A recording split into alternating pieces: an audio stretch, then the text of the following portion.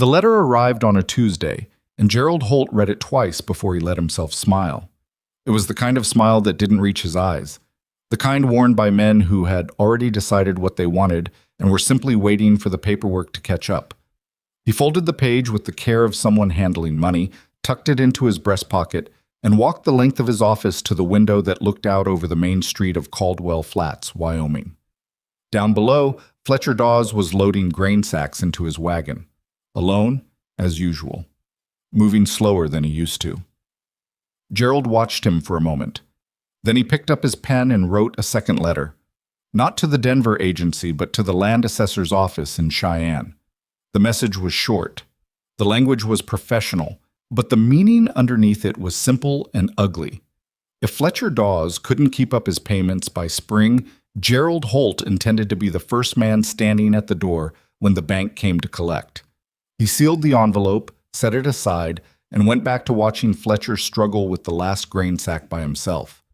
He didn't offer to help. He just watched, shut. If this kind of story moves something in you, hit that like button before you forget. Drop your city or country in the comments right now, because I want to see exactly how far this story has traveled.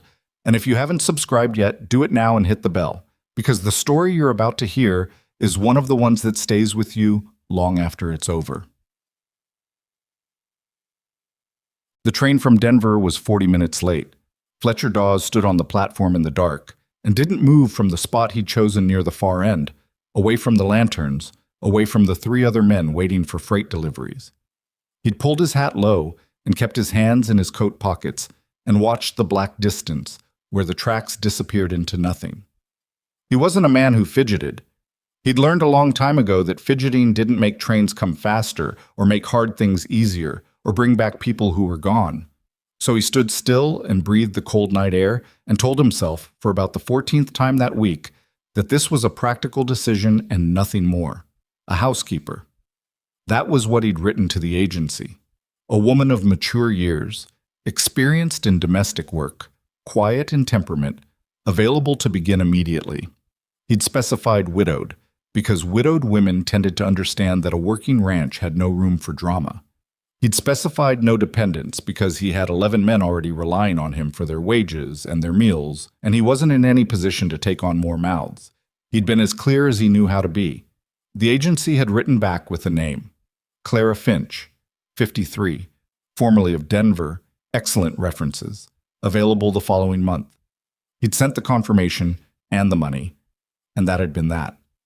He heard the train before he saw it, a low rumble that built itself into something you felt in your chest before you heard it with your ears. Then the headlamp cut through the dark, and the platform filled with noise and steam and the sound of brakes, and Fletcher straightened his back and reminded himself this was practical. The passengers came off in clusters, a family with too much luggage. A man in a suit who looked at the town with the expression of someone who had made a mistake. Two cowboys who clearly hadn't been sober since the last stop. And then a woman stepped off the train with a child on her hip and another by the hand, and Fletcher felt the first small drop of unease. He told himself she wasn't his concern. He looked past her toward the rear of the train, but she stopped right there on the platform and turned and called back up to someone in the car, and then a third boy appeared at the top of the steps, maybe 10 years old with a battered carpet bag over one shoulder and the look of someone who had been put in charge of things he didn't entirely want to be in charge of. He came down carefully, watching his footing, and then he turned and held up both hands, and a fourth boy climbed down after him with the unsteady concentration of a very small person taking stairs seriously. 4 boys. The woman set the one she'd been carrying on his feet and looked around the platform with the alert, deliberate expression of someone taking inventory. She wasn't panicked. She wasn't lost.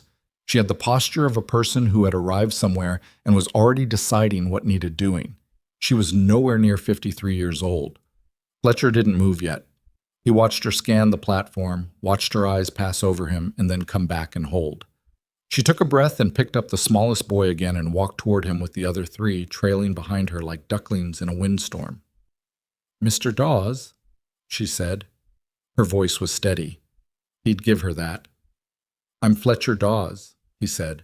"Mae Callum."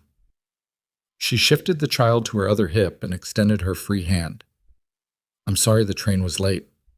I know it's a poor way to start. He shook her hand because it would have been rude not to.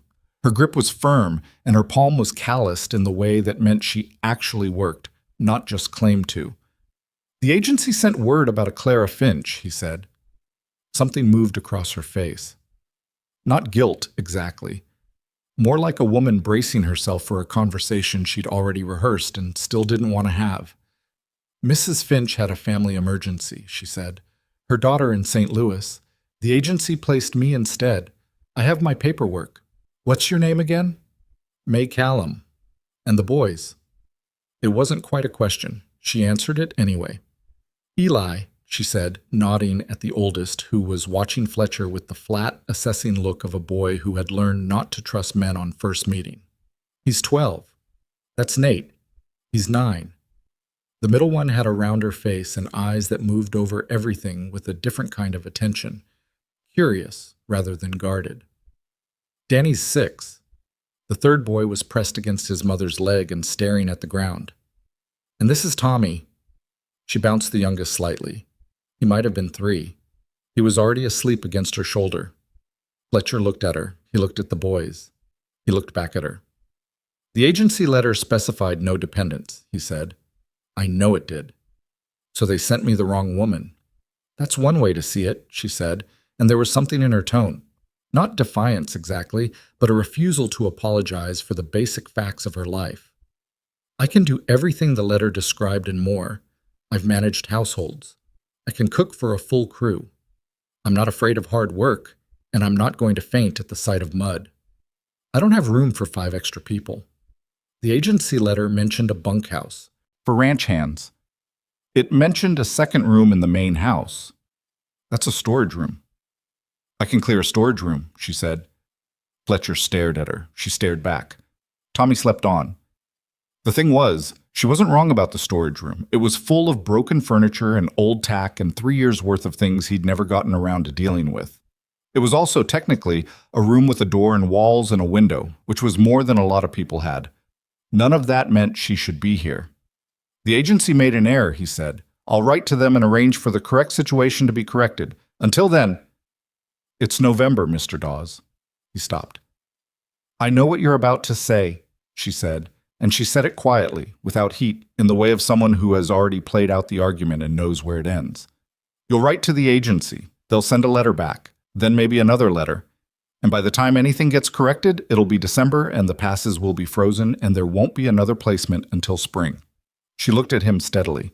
I'm not asking you to make a permanent decision tonight. I'm asking you to let me work and let my boys sleep somewhere that isn't a train car. That's all.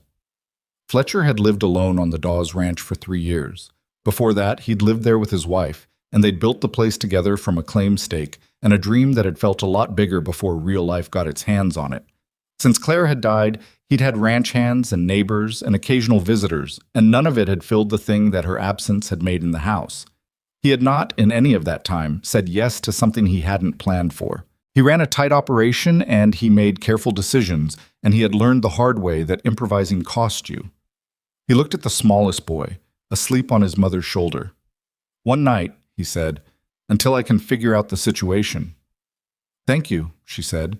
Just that. No triumph, no relief, just 2 words like she'd known all along. He turned toward the wagon without another word, and she followed him with her boys and her bags and her sleeping youngest. And the whole ride back to the ranch was almost completely silent, except for the wind and the creak of the wheels, and at one point the oldest boy, Eli, asking his mother in a low voice, "Is it going to be all right?" And Mae saying, "Yes," without any hesitation at all. Fletcher kept his eyes on the road and didn't say anything. He wasn't sure, himself. The ranch house was dark when they pulled up, which meant the hands had all turned in. Fletcher helped her down from the wagon. She didn't need it, but he did it anyway, because some things are just how you were raised. And then he lit the lamp in the kitchen and showed her where things were in the rough order of importance. The stove, the water pump, the pantry. The kitchen was not in good shape. He knew that without her saying anything about it. The window over the sink had a crack in the lower pane that let cold air leak in. The shelves were dusty. Someone had broken the handle off one of the cast iron pans and propped it against the wall and left it there. 3 years of a man trying to cook for himself and 11 ranch hands had left its marks on the room in the particular way that neglect does.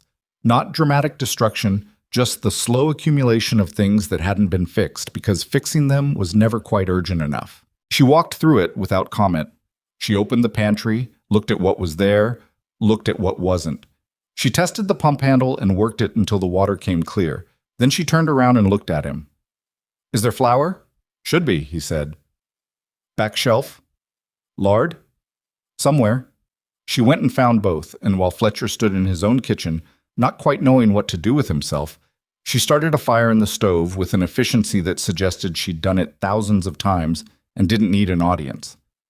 The boys had come in behind her and arranged themselves in the corner near the door. Eli standing, Nate sitting on his bag, Danny pressed against Nate's side. "They hungry?" Fletcher asked. "They'll manage until morning. I've got cold biscuits from yesterday. They're welcome to them." She looked at him over her shoulder with an expression he couldn't quite read. Then she said, "Eli, go ask Mr. Dawes where the biscuits are." The boy pushed off the wall. He came across the kitchen toward Fletcher with the careful, measured step of someone who didn't want to get any closer than necessary and met Fletcher's eyes for about half a second. "Where are the biscuits?" he said. "Bread box," Fletcher said. "Left side." Eli went and found them and brought them back to his brothers without a word. Fletcher watched him split the portion evenly. More to Nate, who was bigger, a slightly smaller piece for Danny, and a small, soft piece broken into smaller bites for Tommy, who had woken up and was sitting on the floor looking confused. "You do that yourself, sis?" Fletcher asked. "The dividing up." Eli looked at him. "Someone has to." There was nothing aggressive in it. It was just a statement of fact from a 12-year-old who had apparently learned very early that certain things didn't get done unless he did them. Fletcher nodded once and let it go. He showed Mae the storage room, which was exactly as bad as he'd said it was. She stood in the doorway with the lamp and looked at it for a moment. "I'll clear it tomorrow," she said. "I can have one of the hands. I'll clear it." He looked at her. She was exhausted. He could see that now.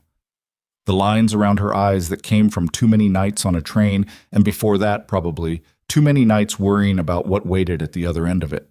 But she was still standing straight, and her voice was still even, and she was already, in her head, making plans about a room she hadn't even stepped into yet. "There are extra blankets in the chest at the end of the hall," he said. "Take what you need." "Thank you, Mr. Dawes." "Fletcher," he said, and then immediately wasn't sure why he'd said it. She nodded. "Good night, Fletcher." He went to his own room and sat on the edge of the bed in the dark for a long time. In the kitchen, he could hear the quiet sounds of her settling the boys. Low words, small movements, the particular hush of children being put to sleep. It was the first time in 3 years the house had sounded like that. He told himself it didn't matter. She'd be gone in a week, 2 at the most. He'd write to the agency and have the thing sorted out properly. He told himself that several more times before he finally lay down. He didn't entirely believe it.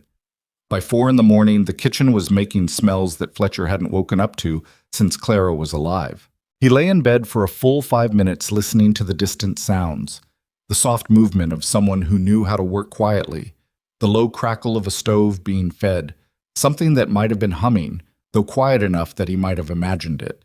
He got up. When he came into the kitchen, Mae was standing at the stove with her back to him, and there were biscuits cooling on the shelf, fresh ones, not the day-old kind, and a pot that was already giving off the smell of coffee and something else he hadn't had in a long time. "What is that?" he said. She turned unsurprised. Either she'd heard him or she'd expected him. "Gravy?" she said. "I found salt pork in the back of the pantry. It's a little old, but it's fine." He stood in the doorway. "You've been up since 4, she said. "The boys will sleep until 6. I wanted to be useful." The ranch hands came in at 6:30, half asleep and expecting whatever miserable effort their bedroll rotation had produced for the day. What they got instead was a table with room for all of them, biscuits that were actually hot, gravy over everything, and a woman they'd never seen before who moved through the kitchen like she owned it. Rudy, who was 50 and had been on the Dawes Ranch for 8 years and had opinions about most things, stopped in the doorway and stared. "The hell?" he said.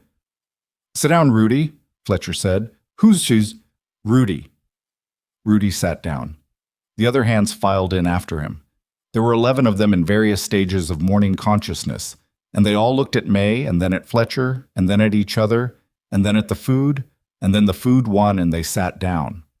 Mae served without being asked. She moved around the table without hesitation, like she'd been doing it for years in this exact room, and she kept a track of who had what and topped things off before anyone asked, and the whole thing had an efficiency to it that was genuinely impressive.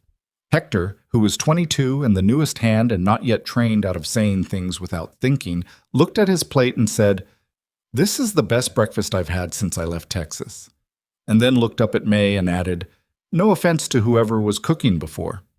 "There was no cook before," Fletcher said. "Ah," said Hector, "it was me." A silence. "No offense," Hector said carefully. "None taken." Fletcher picked up his fork. "I know what I am." That got a laugh, which wasn't something that happened often at the Dawes Ranch breakfast table. Mae moved to refill the coffee and said nothing, but Fletcher caught the edge of a smile she wasn't entirely hiding. After breakfast, when the hands had gone out to start the day, Fletcher sat at the table with his second cup of coffee and watched her begin the work of cleaning up. She was efficient. She was also, he noticed, quietly cataloging. Her eyes moved over shelves and corners and the cracked window glass, and he could see her making mental notes even while her hands were doing other things. "That window's been cracked since August," he said. "I noticed. I keep meaning to get someone to fix it." "I can fix it." He looked at her. "You can fix a window." "I can fit new glass if you have it. If not, oilcloth will hold until you do." He thought about the glass sitting in the barn that he'd bought in August for exactly this purpose and never used. "There's glass in the barn," he said. "Then I'll fix the window." He looked at her for a moment. "What exactly did the agency tell you about this position?" She set down the pan she was holding, not dramatically, just carefully. "They said you were a widower running a sizable ranch outside Caldwell Flats, that you needed a capable housekeeper, someone to manage the domestic side of things.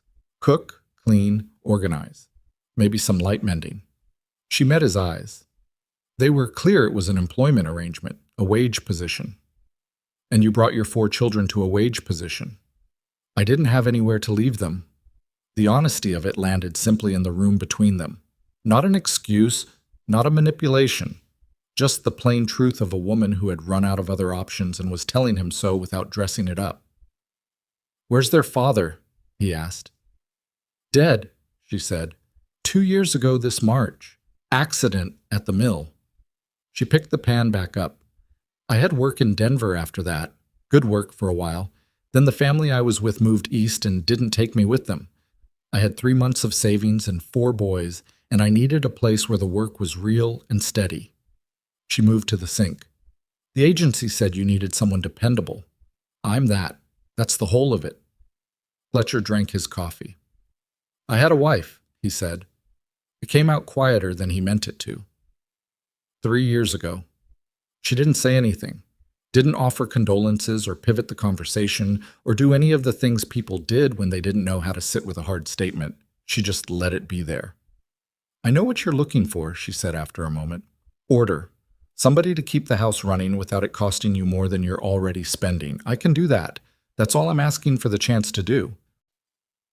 He looked at the window, the cracked one, the one he'd bought glass for in August and left to deal with later.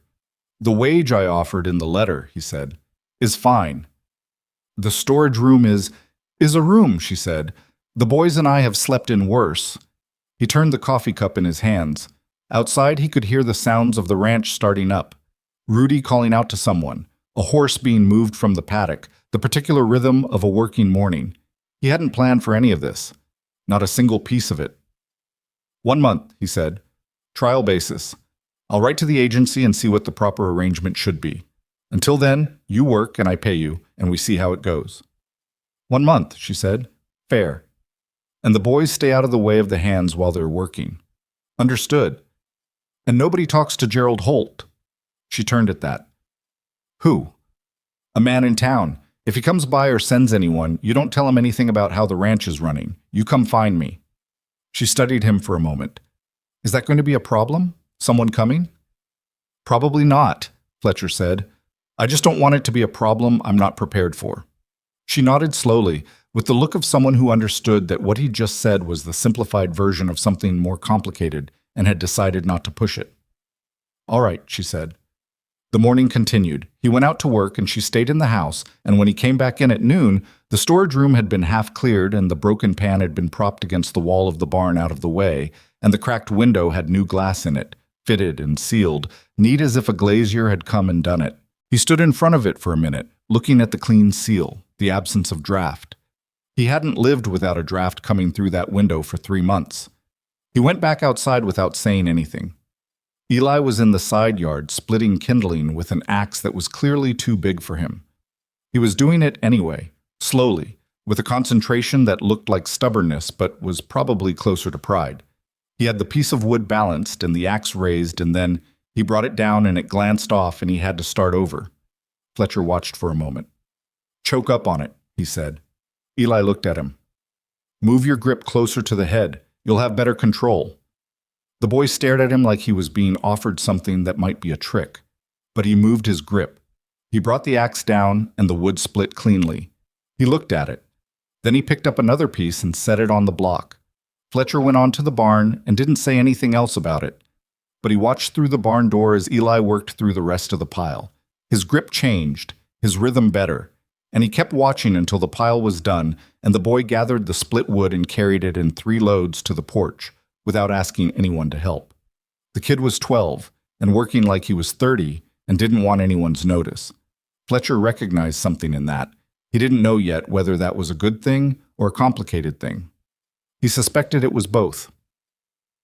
By the time supper was on the table, 11 men who had been eating Fletcher's cooking for the better part of a year sat down to a meal that made 2 of them forget to take their hats off.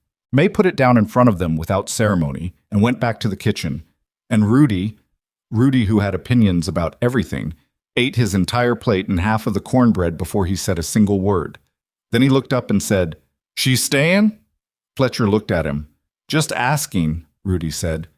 From the kitchen came the sound of the boys being told to settle down and the clatter of tin plates and Mae's voice, even and low, keeping the whole thing organized. Fletcher picked up his fork. "Don't know yet," he said. He wasn't lying. He genuinely didn't know. But he noticed, going to bed that second night, that the draft was gone from the kitchen window and the house didn't feel quite the same as it had 48 hours ago. And he wasn't sure yet whether that was a problem or just something that was going to take some getting used to. Outside, the Wyoming dark came down hard and cold. Inside, somewhere past the kitchen wall, he could hear the quiet sound of Mae Callum settling her 4 boys for the night. He lay in the dark and listened to it until he fell asleep. The 3rd morning was the one that changed things, though Fletcher wouldn't have said so at the time. He came into the kitchen at 5:40 to find Mae already at the stove, same as before, but this time Eli was with her. Not helping exactly, more standing near the window with his arms crossed, watching the yard. He turned when Fletcher came in, and the expression on his face was the same careful, measuring look from the platform, and then he looked away again. "You're up early," Fletcher said. "I'm always up early," Eli said. Mae set a cup of coffee on the table without being asked. Fletcher sat down. "He couldn't sleep," she said, in the tone of a mother who is giving information without asking for anything in response to it. "I slept fine," Eli said. "You were up at 4. "I said I slept fine. I didn't say I slept long." Fletcher wrapped his hands around the cup.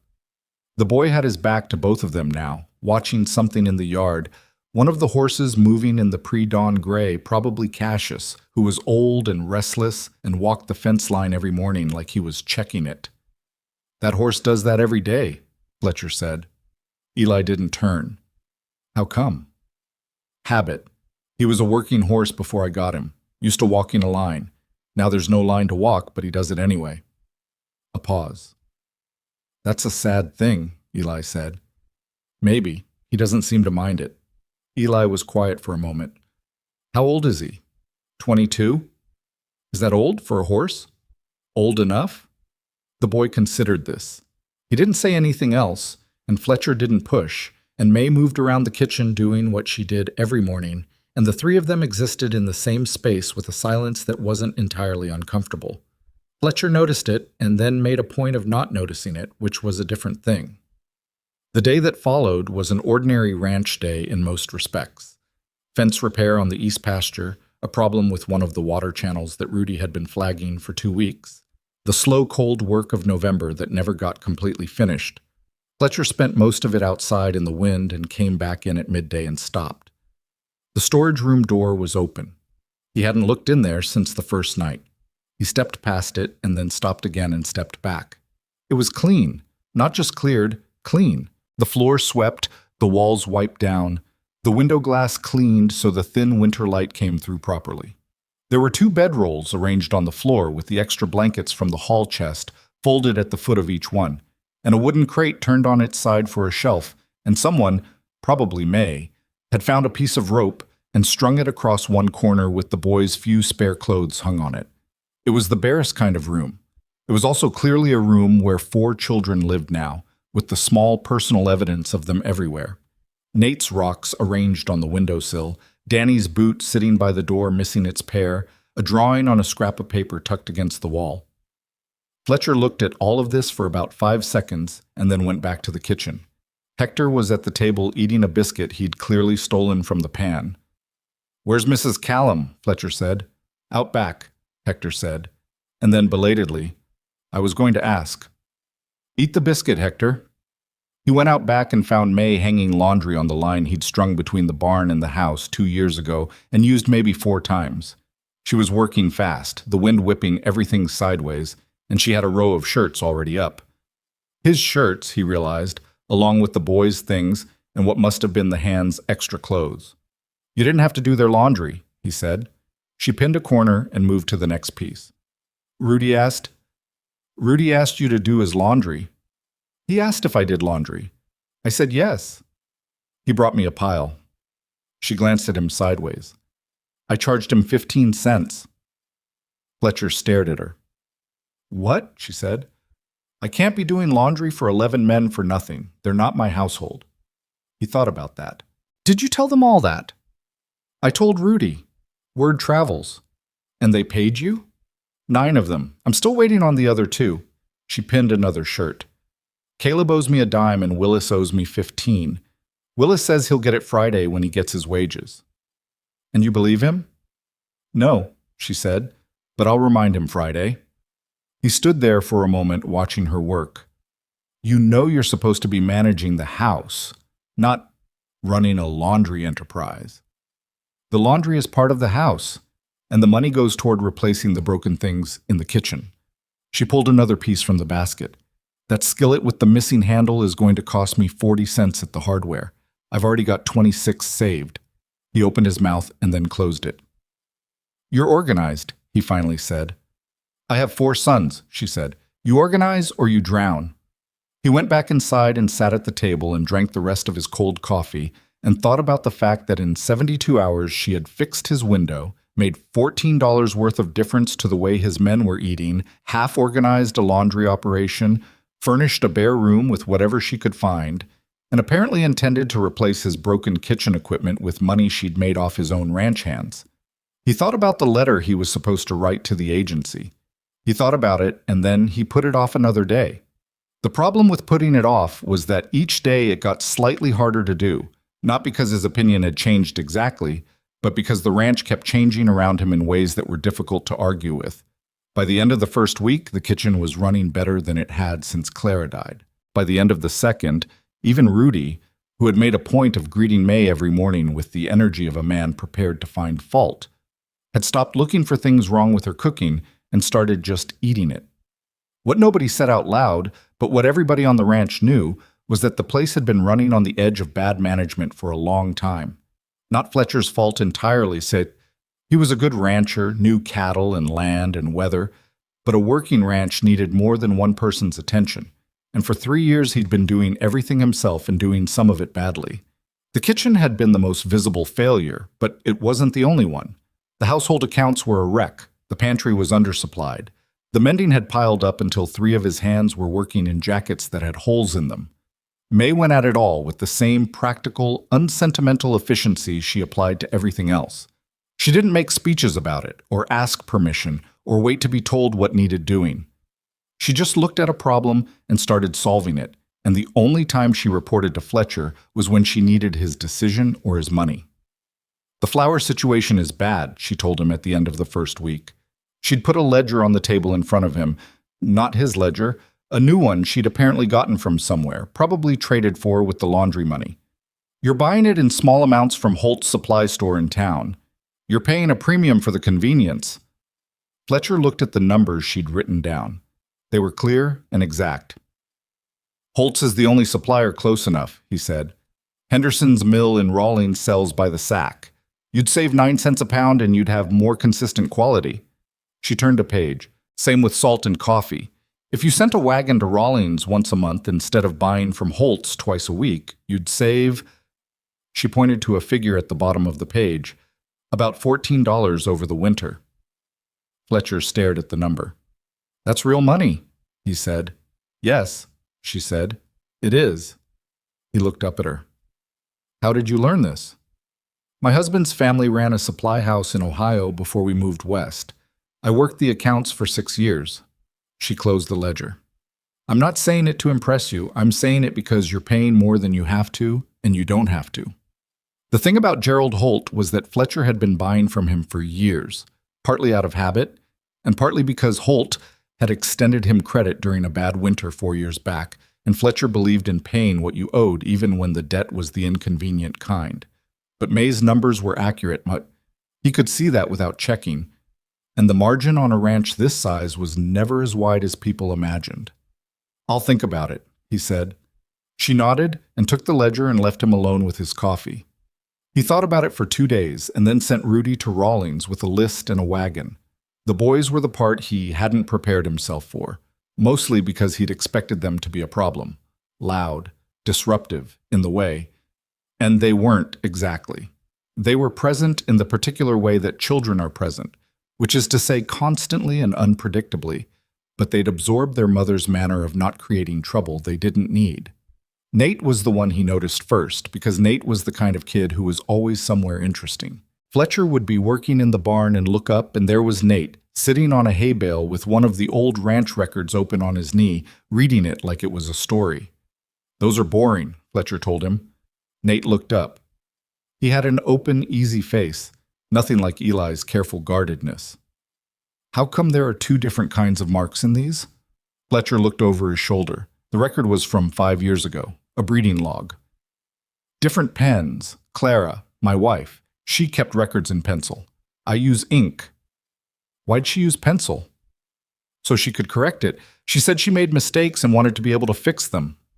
Nate thought about this. Do you make mistakes? Yes, Fletcher said, but you use ink. I do. That seems like a problem, Nate said seriously. Fletcher looked at him. Then he went back to what he was doing and didn't say anything, but he was remembering, without wanting to, the number of times Clara had told him almost exactly the same thing in different words. Danny was the quiet one, which surprised him because at 6, most boys were anything but. He followed his older brothers the way a planet follows a larger one, not because he was told to, but because their gravity was stronger than whatever else was pulling at him.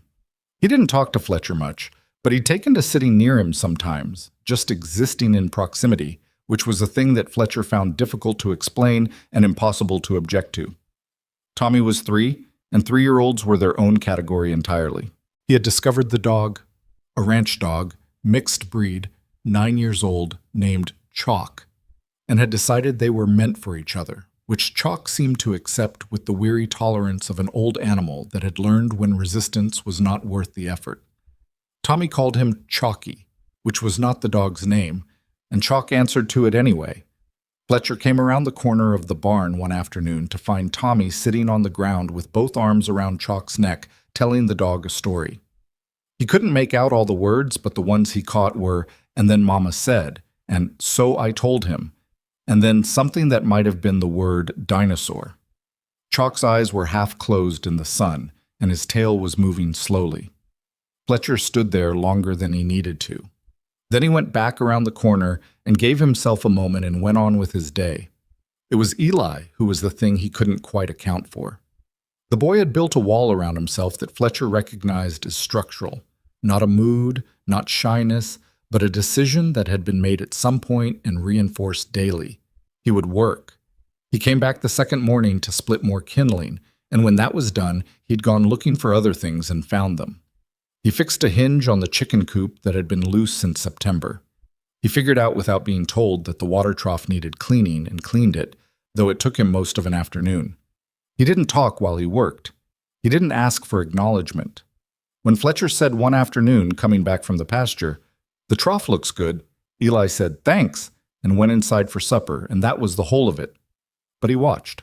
He watched Fletcher work the horses, watched the way Fletcher read the weather in the clouds over the western ridge, watched the small daily negotiations of a working ranch, when to push, when to wait, how to read the mood of livestock, how to manage men who were tired and cold and not always reasonable about it.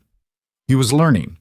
Fletcher saw it happening and didn't say anything about it, and the boy's dignity seemed to require that.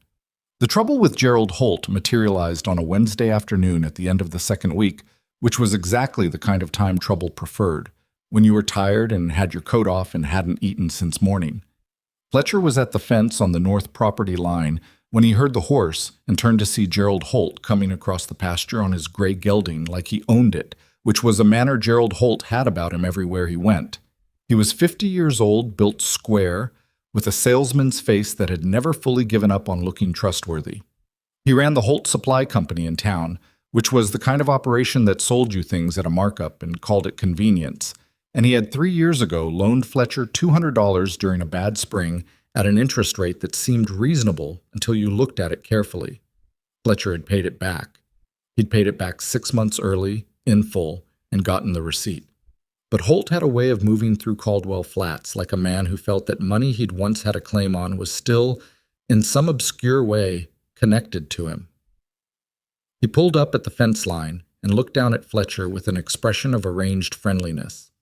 "Fletcher," he said, "good to see you out working. Worried about you this time of year." "Gerald, here you got some help up at the house." He said it lightly, like he was passing the time. "Word travels," Fletcher said. "Small town." Holt leaned on his saddle horn. "Woman from Denver, they say, and some boys. Agency sent someone. She's managing the house." Holt looked toward the main house, visible in the distance. "Agency arrangement, is it? That's interesting. Some people said it might be something more. You know how people talk." "I do," Fletcher said. "And I know you do too, Gerald." Holt smiled. The smile didn't change anything in his eyes. "Just keeping an ear out is all. You've been going through a rough patch. A lot of ranchers are this year. I just want to make sure if you ever find yourself in a tight spot, you know the door's always open." "I appreciate that," Fletcher said, in the tone that meant he did not appreciate it. "I'm serious, Fletcher. If the operation gets to be too much land, too much overhead, a man alone can only stretch so far." "I'm not alone," Fletcher said. "I've got 11 hands and a capable housekeeper, and everything is running fine. I'll pass your concern along to Rudy. I know he'll be touched." Holt looked at him for a moment. The arranged friendliness held, but something behind it adjusted. "All right," he said. "Just being neighborly." "I know what you're being," Fletcher said. Holt gathered his reins. He glanced once more toward the house and then back at Fletcher. "Enjoy the winter," he said pleasantly, and turned the gray horse around and rode back the way he'd come. Fletcher watched him go. When he got back to the house that evening, he went to the kitchen, and Mae was at the stove, and he said without preamble, "A man came to the property today. Gerald Holt. I mentioned him before." She turned. "The one not to talk to." "That's him. He's been watching the ranch. Maybe watching the accounts, too, through other people. I don't know how much he knows about our supply situation."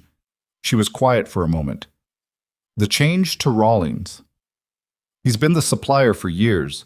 If someone told him I stopped buying from him, I didn't tell anyone." "Rudy might have." Mae set down her spoon. "Is this a money problem? For the ranch?" He looked at her. He hadn't planned to say this to her. He hadn't planned to say it to anyone. 2 years ago it might have been, he said. Better now. But Holt doesn't know that, and a man like that, he keeps a picture in his head of where things are, and if the picture's wrong, it might work for me. Until he finds out it's wrong. She absorbed this. So you want him to think the ranch is struggling? I want him to not be certain that it isn't. There's a difference. She thought about this with the same practical attention she gave to supply ledgers. He'll find out eventually, she said. Eventually is fine. I just need him to be wrong long enough to get through winter. She nodded slowly. All right. What do you need from me? He looked at her. Most people he'd found, when you told them something complicated was happening, wanted either more explanation or a chance to panic. She did neither. Nothing yet, he said. Just be aware. I'm aware, she said, and went back to the stove. He sat down at the table and rubbed his hands over his face. He was tired in the specific way of a man who has been managing too many things at once for too long, and some of the tiredness came out in the brief, unguarded moment before he pulled himself back together. He didn't realize she'd seen it until she set a cup of coffee in front of him and said quietly, You don't have to explain every piece of it tonight. There's supper in 20 minutes, and the boys are washed, and Eli actually talked to Hector this afternoon, which I consider a minor event worth noting. He looked up. He talked to Hector? 3 sentences, she said. I counted. He felt the corner of his mouth do something that wasn't quite a smile but was related to one. What did he say? He asked Hector what part of Texas he was from. Hector said Abilene. Eli said he'd heard Abilene was flat. Hector said it was. She moved back to the stove. 3 sentences. I was across the yard and I still almost fell over. Fletcher looked at his coffee.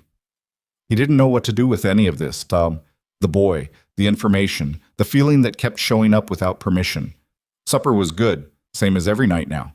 Afterward, the hands drifted out to the bunkhouse and Mae put the boys to bed and Fletcher sat at the kitchen table with the household ledger and the ranch accounts open in front of him and did the kind of arithmetic that had been keeping him up for most of November. He heard her come back into the kitchen and didn't look up. She went to the sink and started cleaning the supper dishes in the quiet, practical way she did everything. He worked on his numbers. The lamp between them threw a steady light, and the wind moved outside the windows, the repaired one and the others. And it was a long time before either of them said anything. The numbers are better than they were, he said finally. Not to her exactly, more just out loud. I figured, she said, still not where they should be. Where should they be? He told her the number he'd been working toward. Not a secret, just something he'd never said out loud to another person before. She was quiet for a moment. By spring. By spring. She thought about it. If you hold the Rawlings arrangement and keep the hands on the current wage through January, and if the cattle prices don't drop again, a lot of ifs. There are always a lot of ifs, she said. You just try to make sure the ones in your control go the right way. He looked up at her. She had her back to him, working at the sink, and she didn't see him look. She said it the way she said most things, not as wisdom, not as a lesson, just as information, the way someone talks when they're used to thinking out loud. He went back to his numbers. The crack in the north fence was something he found the next morning, and it was a worse crack than it looked from a distance. 2 posts shifted, the wire sagging in a way that meant something had pushed it. Rudy said it was probably an elk, probably 2 nights ago, and that the fence along the upper north line had been needing work for a while. How long a while? Fletcher said. Rudy's expression was the expression of a man being asked a question whose answer he'd been not mentioning. Since August, Rudy said. Fletcher looked at the fence. He looked at Rudy. Tell me the other things you haven't mentioned since August, he said. It took most of the morning. The fence was the start of a list that included a problem with the southeast corner drainage, a barn door that would not survive a heavy snow, and one of the water channels Mae had already identified from looking at his old records. Why didn't you tell me? Fletcher said. Rudy pulled his hat back and scratched his forehead. Because every time I started to, you looked like a man who was already carrying too much, and I didn't want to add to the pile. Fletcher stared at him. Rudy, he said, I pay you to tell me things. I know that. Then tell me things. Starting now, Rudy said. Starting now, Fletcher agreed, and they went and looked at the barn door and figured out what it was going to cost. It was going to cost more than he wanted it to. He stood looking at the door frame for a while, and then he heard small feet behind him, and turned to find Danny standing about 6 feet back, watching him with large, serious eyes. "You okay?" Danny said. Fletcher looked at the 6-year-old. "I'm fine," he said. "You look like when Mama looks at bills," Danny said. Fletcher considered this. "That's about right," he said. Danny thought about it. Then he came forward and stood beside Fletcher and also looked at the barn door with the same serious expression, like he was assessing it too. "Is it bad?" Danny said. "It needs fixing." "Can you fix it?" "Yes," Fletcher said. "Then it'll be okay," Danny said, with the simple confidence of a 6-year-old who had decided the problem was solved, and walked back to the house. Fletcher stood there a moment longer. He couldn't tell if that had helped or made things worse. He decided after a moment that it had probably helped. The door could wait until next week. The fence he dealt with that day, him and Eli and 2 of the hands, working in the cold for 4 hours until the posts were reset and the wire was right. Eli didn't speak much, but he followed instructions, and he didn't complain about the cold, and when it was done, he gathered the tools and put them back in the barn in the right places without being told. Fletcher locked up the barn and turned to find the boy behind him. "Tomorrow," Eli said. "Can I help with the horses?" Fletcher looked at him. "You know horses," he said. "Some," Eli said. "My dad had a horse in Ohio. I was 8 when he died, so I didn't learn much." He said it the way he said most things, flat, factual, nothing extra attached to it. Fletcher wondered if that was nature or practice. "Come out at 5:30, Fletcher said. "I'll show you what there is to know." Eli nodded. He went inside. Fletcher looked at the dark barn and the dark sky above it, and the first stars of the evening already showing in the east. And he thought about a 12-year-old who had lost his father at 8, and somewhere in the years between then and now had decided that needing things was too expensive, and wanting things was something you kept very quiet about. He didn't think about how he knew that. He went inside.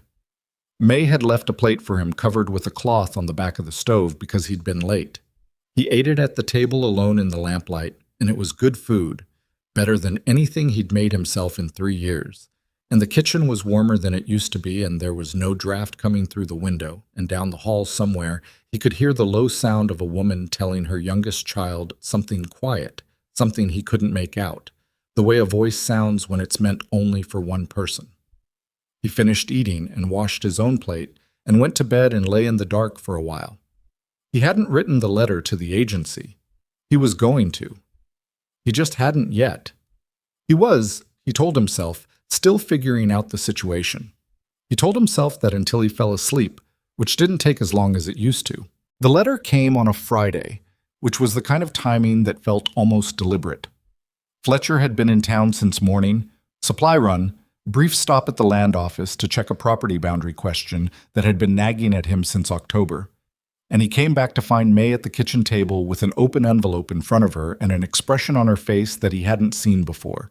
Not panic, not tears, something quieter and worse than either of those. The look of a person absorbing something that changes the shape of things. He came through the door and stopped. "What is it?" he said. She looked up. She'd clearly been deciding how to begin, and she'd been deciding it for long enough that whatever version she'd landed on was the 4th or 5th attempt. "The agency wrote," she said. He set down his coat. He didn't move toward the table. "They sent a correction," she said, "about the arrangement." She smoothed the letter with her palm, which was the gesture of someone who needed something to do with their hands. "There was a mix-up. 2 letters, yours and another man's in Colorado. They went to the same desk at the same time, and the intake woman handled them together and got parts of them crossed." Fletcher pulled out the chair across from her and sat down. "The other man in Colorado," he said. "What was his letter about?" Mae's jaw moved slightly. "He was writing to arrange a marriage placement. A widow with children," he'd specified. He was looking for a wife, not an employee. The kitchen was very quiet. "So the agency thought my letter," Fletcher started.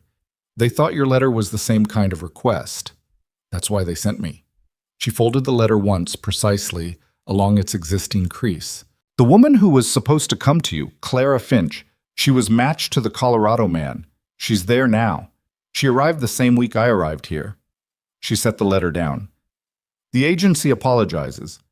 They say the error is entirely theirs. They want to know how to proceed. Fletcher looked at the letter without picking it up.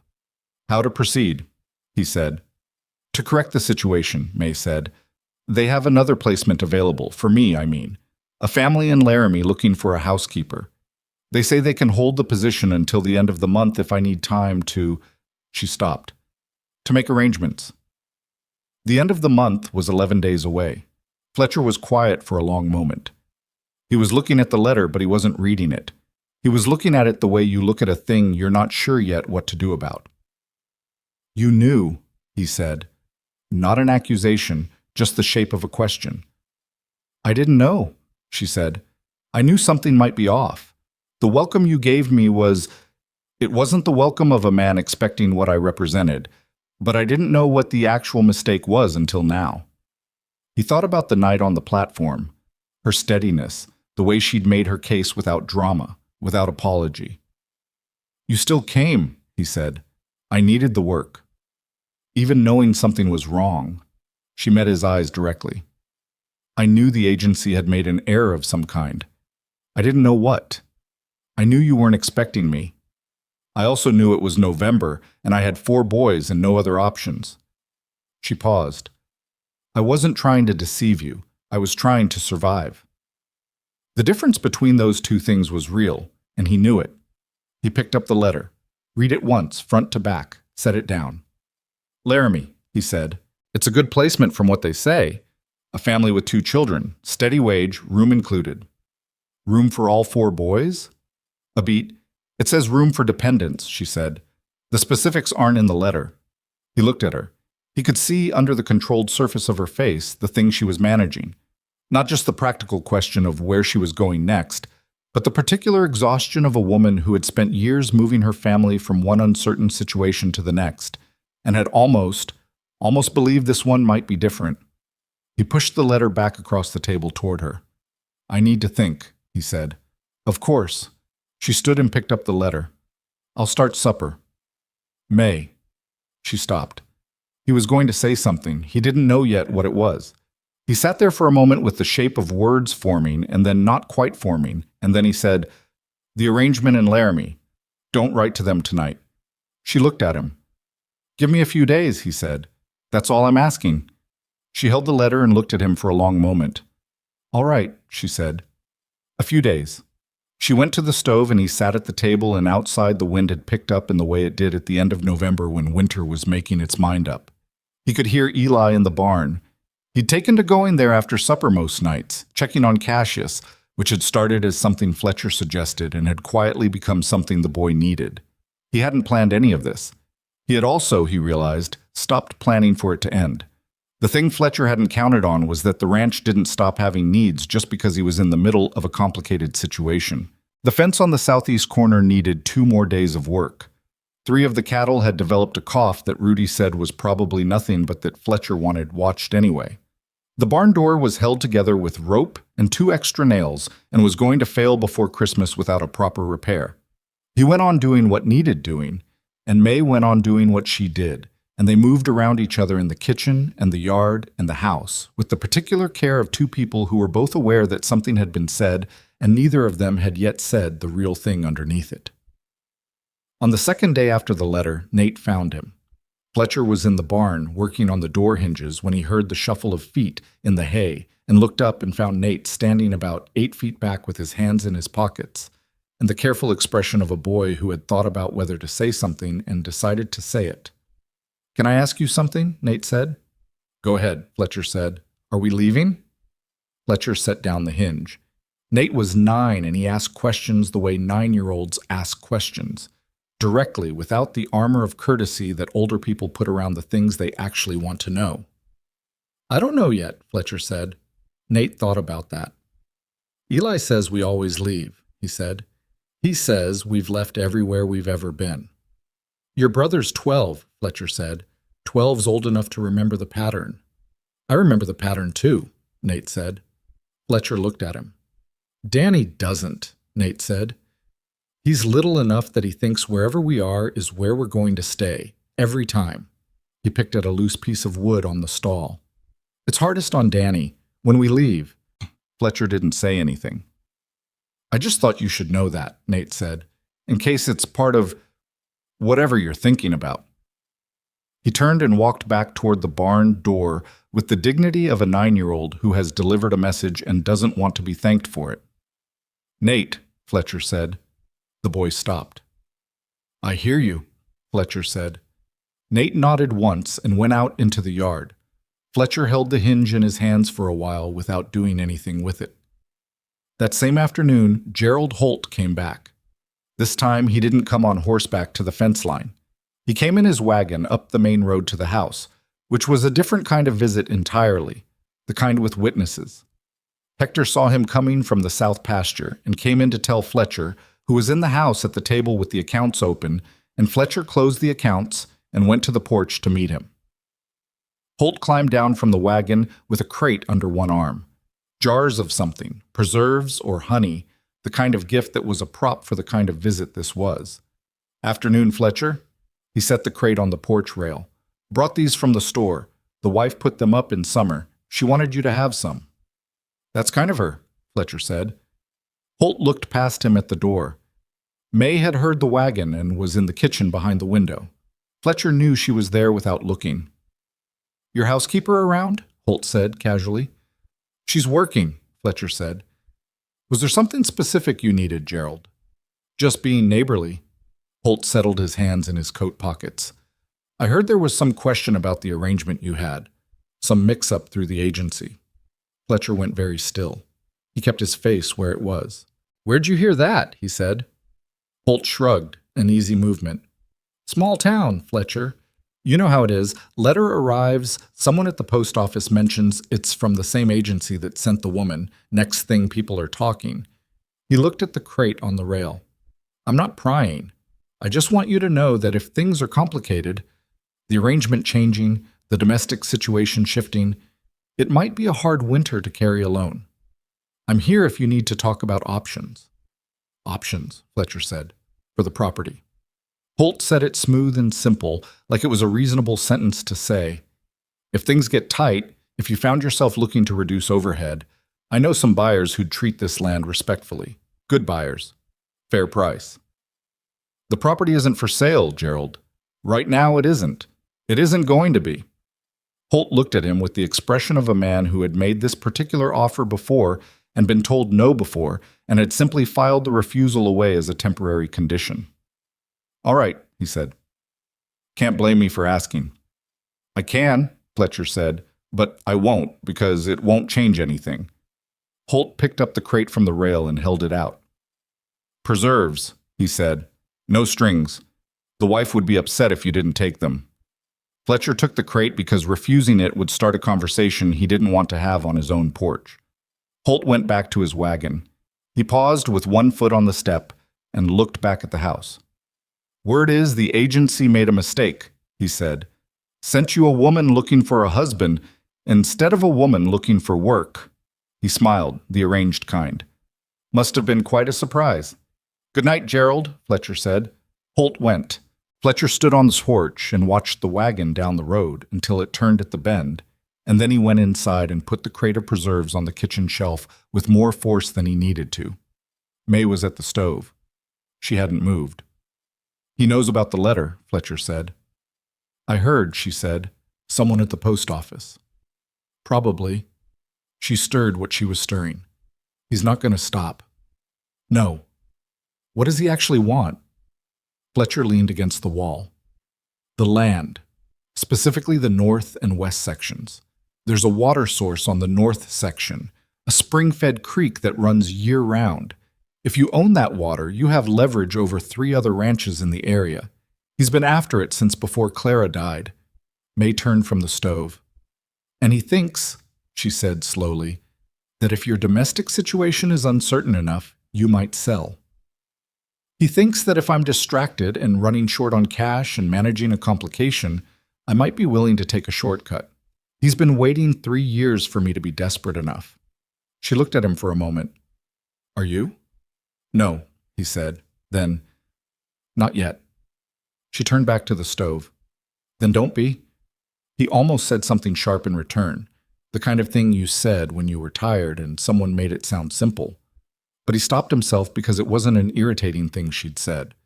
It was, in fact, the right thing, delivered without softness, because she was a woman who understood that softening the right thing sometimes made it less right. He sat down at the table. He knew about the letter fast, he said. It arrived 2 days ago. He has someone watching, she said, or he has someone at the post office. Same thing in the end. She brought 2 cups of coffee to the table without asking and sat across from him, which was something she'd been doing more of lately. Sitting at the same table, working through problems the way 2 people work through something instead of one. The Laramie placement, she said. He looked at her. I need to give them an answer, she said. They'll hold it until the end of the month, which is 9 days. If I'm going, I need to write to them and I need to start getting the boys ready. She held her cup with both hands. I'm not saying this to pressure you. I'm saying it because 9 days is a real amount of time and I need to manage it properly if that's what's happening. I understand that, he said. Do you know what you want to do? He looked at her directly. The truth was, he had known since around the 3rd day what he wanted to do. The problem was that what he wanted to do was the kind of thing that had a lot of consequences attached to it. And Fletcher Dawes had spent 3 years building a life around not doing things with consequences he couldn't fully see ahead of time. Give me until Monday, he said. It's Thursday. That's 4 days. She studied him. Monday, she said. Monday I'll have an answer. She nodded. She picked up her coffee and went back to the stove, and he sat at the table in the lamplight and told himself he was going to figure out the right thing between now and Monday. That night he couldn't sleep. He lay in the dark and listened to the house and the wind outside the house and the small sounds of the night, and he thought about Clara, which he tried not to do because it led to places that took a long time to come back from. He thought about the spring when she'd gotten sick, the slow spring, the one that went on too long, and the summer after that, and the fall, and then the November that had just been November without anything else attached to it. He had built the whole operation back up by himself. He'd been proud of that, in the narrow way of a man who doesn't have much left to be proud of, and so holds what he has very carefully. And now there was a woman in his house who had fixed his window and reorganized his supply chain and made his men eat properly and was raising 4 boys on her own and had walked into an uncertain situation in November without flinching. And he was lying in the dark trying to talk himself out of the thing he already knew. He was still lying there at 2 a.m. when he heard the creak in the hall. He sat up. It was too slow for a child. Children moved fast, even at night, with the stumbling urgency of small bodies half awake. This was a deliberate step, then a pause, then another step. He got up and opened his bedroom door. Mae was in the hall in her coat, which she'd pulled on over her nightdress, which meant she'd heard something outside. She had the lamp from the kitchen, and she was standing very still, looking toward the back of the house. What is it? He said low. Someone in the yard, she said. I heard a horse, I think, or something like one. He went past her to the back door and opened it carefully.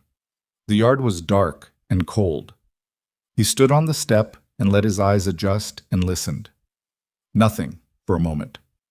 Then, from the direction of the barn, a sound he identified after a second as the particular protest Cassius made when he was startled. Not quite a whinny, more a short, sharp exhale. He went back inside for his boots and his coat. Stay here, he told Mae. I have the lamp, she said. Then stay here with the lamp. He went to the barn. He went carefully, along the wall of the house first, watching the yard. The moon was half covered by cloud, and the light was intermittent and cold. The barn door was latched from the outside, same as he'd left it. He lifted the latch and went in. Cassius was at the back of his stall, which was not his usual position. The other horses were unsettled in the way horses get when something has moved through a space recently. The barn smelled of horse and hay and cold and something else, faintly, something that took Fletcher a moment to place. Tobacco. A specific kind. The same brand Gerald Holt smoked in his office. Fletcher stood in the dark barn for a long moment. He went to the tack room and checked the lock on the small box where he kept the property documents, the deeds, the survey maps, the receipts. The lock was intact. He checked the rest of the barn without hurrying. Nothing missing, nothing moved as far as he could tell. He went back outside. Mae was on the porch step, not inside where he'd told her to stay, because apparently that had been a suggestion. "Well?" she said. "Nothing missing," he said. "But someone was in the barn." She absorbed this. "Holt." "Can't prove it." "But you think so?" "I think the documents he'd want are in that barn," Fletcher said. "Survey maps, property records. If he could find a defect in the original deed, a missed filing, a boundary error, he'd have a legal foothold." He came up the step. "He's done it to other ranchers, bought their debts from the bank quiet, and then called them in all at once. I always thought he'd try money first with me. Maybe he's running out of patience." They stood on the porch in the cold for a moment. "The documents," Mae said, "are they safe where they are?" "Not if he comes back with more time." "Then you should move them." He looked at her. "To where?" She thought for a moment. "The Rawlings supply run.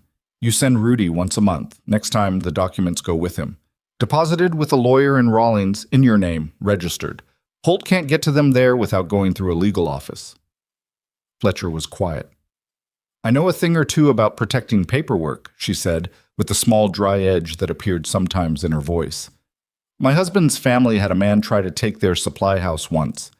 I watched my father-in-law put everything on paper and in the right hands, and that's the only reason the attempt failed." "When's Rudy going to Rawlings?" "You'd know better than me, but if you want, he could go Monday." Monday. He'd given himself until Monday to figure out his answer. He looked at the dark yard and the dark barn and the dark sky with its half-covered moon, and he thought about Gerald Holt standing on his porch, with a crate of preserves and that arranged smile, and the way the man had looked at the house when he thought Fletcher wasn't watching. "Monday," he said. He went in. She followed him. He went to the kitchen and put on a small fire in the stove, and she made coffee without being asked because it was 2 a.m. and neither of them was going to sleep now, and they both knew it. They sat at the kitchen table with the coffee between them and the lamp burning low. "Why did you really come?" he said. She looked at him. "The whole truth," he said. "Not the version you'd tell an employer." She was quiet for a moment. "The family I worked for in Denver," she said, "before they moved east. They had a daughter who was kind to my boys. Nate, especially. She was close to his age and she looked out for him. When they left, he cried for 3 days and didn't tell me why. I found out from Eli." She turned the cup in her hands. "I thought, if I could find a place where we could stop moving, a real place, with land and work and room for them to grow into something, it would be worth the risk, even if the situation was uncertain." She looked at him. "I knew coming here was uncertain," she said. "I knew it the whole train ride. I told myself if you turned me away at the platform, I'd figure something else out. But I thought, this might be the one that sticks." The kitchen was very quiet. "And now?" he said. She held his gaze.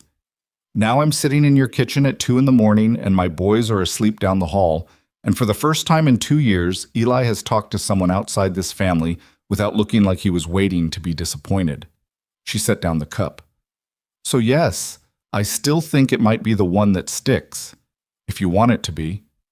He looked at her, at this woman who had arrived on his platform with 4 children and a carpet bag, and no apology, and had spent 3 weeks fixing everything in his house that he'd stopped being able to see was broken. He picked up his coffee. "Get some sleep," he said. "We'll talk properly in the morning." She looked at him, and he could see her deciding whether to push and deciding against it. "All right," she said. She took her lamp and went down the hall. He sat at the table alone for a while with the stove putting out its low heat and the night pressing against the windows. He stayed there until the first gray came into the sky. He hadn't made his decision yet, technically, but he knew what the decision was. He'd known it, if he was honest, for more than a week. He'd just been waiting to be sure it was real and not the particular kind of wishful thinking that got men into trouble. He thought about Clara and what she would have said, which was impossible to know because Clara had been a specific woman with specific opinions and not an idea, and the thing he'd learned in 3 years of grief was that you couldn't have the comfort of imagining what dead people would say because they were too real for that. You only knew what they'd actually said, and that had to be enough. What Clara had actually said, the last good autumn before she got sick, was that the ranch needed more than one person's heart in it. She'd said it on a Sunday morning with her coffee and her pencil, and he'd said, "It has mine," and she'd said, "I know, and it's a good one, but one heart isn't enough for a place this size." He sat with that for a long time. When the sun came up properly, he got up and put on his coat and went to the barn and moved the property documents to the bottom of his own saddlebag, where they'd stay until Monday when Rudy went to Rawlings. Cassius watched him from his stall. "I know," Fletcher said. "I know." The horse blinked and looked away, which was as much agreement as horses gave. He went back to the house, and the kitchen was already warm, and Mae was at the stove with her back to him, moving with the efficiency he'd come to recognize, the way you recognize the particular sound of a familiar voice. And Nate was at the table with a biscuit and his mother's ledger open in front of him, reading it the way he read everything. Not because anyone told him to, but because it was there and interesting. Eli came in from the yard behind Fletcher, stomping mud off his boots. He looked at his mother's back and then at Fletcher, and then he said, to the room in general, "Cassius was acting strange this morning." "I know," Fletcher said. "I'll look at him." Eli hung up his coat. He went to the table and sat down across from Nate and took a biscuit without asking, which was something he'd started doing around the end of the first week. Helping himself to food in this kitchen without the particular carefulness of someone who wasn't sure they were allowed. Fletcher noticed it. He didn't say anything about it. He went to get his own coat and his own biscuit, and when he came back, Danny was at the table too, and Tommy was on the floor with chalk, and the kitchen was full of the sounds of a morning in a house with people in it, and Fletcher stood in the doorway for one moment before anyone looked up. One moment. Then Mae turned from the stove and saw him and said, "Sit down, Fletcher. The eggs are almost ready." He sat down. He looked at the table, the full table, the 5 different people at it, and the old dog on the floor, and the lamp still burning against the gray morning light. And he knew, with the certainty of something that had been settling into place for weeks, what he was going to say on Monday. He'd already known. He just needed to sit with it one more night and make sure it was his decision and not some other man's idea of what his decision should be. He reached across the table and took a biscuit. Outside, the snow that had been threatening all week began to fall, quiet and serious. The first real snow of the season, coming down over the Dawes Ranch in the way Wyoming snow came. Not asking permission, not announcing itself, just arriving and covering everything. And the world outside the kitchen window went white and still, and the inside of the house stayed warm. The snow kept coming through Saturday and most of Sunday, which meant Rudy's trip to Rawlings got pushed to Tuesday, which meant Fletcher had 2 extra days with the property documents sitting in his saddlebag, and Gerald Holt somewhere in town doing whatever Gerald Holt did when he was being patient. Fletcher was not himself being patient. He was doing the opposite of patient, which in his case looked exactly like patient from the outside. He went about his work, fed the cattle, checked the fences where the snow had weighted the wire, came in for meals, went back out, but inside he was running the same set of calculations over and over and getting the same answer every time, and still not quite ready to say it out loud. Mae gave him the space. She was good at that, at reading the temperature of a room and not filling silence that wasn't asking to be filled. She ran the kitchen and managed the boys and kept the household moving with the same practical steadiness she'd brought to everything since the first morning. And she didn't ask him again about Monday, which had come and gone without the conversation he'd promised. He owed her an answer. He knew it. She knew it. Neither of them said so. What broke the stalemate was Eli. It was Sunday evening, the snow still sifting down outside, the house quiet with the particular quiet of a bad weather night when everyone is inside and accounted for. Fletcher was in the front room with the accounts, the real accounts, not the simplified version he showed anyone. And he heard the knock at the doorframe and looked up to find Eli standing there. The boy had his hands in his pockets. He was wearing an expression Fletcher had never seen on him before, which was the expression of someone who had talked himself into something and wasn't going to let himself talk back out. "Can I say something?" Eli said. Fletcher set down his pen. "Go ahead." Eli came into the room but stayed near the wall, which was his habit in enclosed spaces. Keep the exit in view. My mother doesn't know I'm in here, he said. I figured, Fletcher said. Eli looked at the floor for a moment and then looked up. She's going to write to the Laramie people. I heard her tell Nate. She said she needs to give them a decision and she's not going to keep waiting. Fletcher said nothing. She's not going to ask you again, Eli said.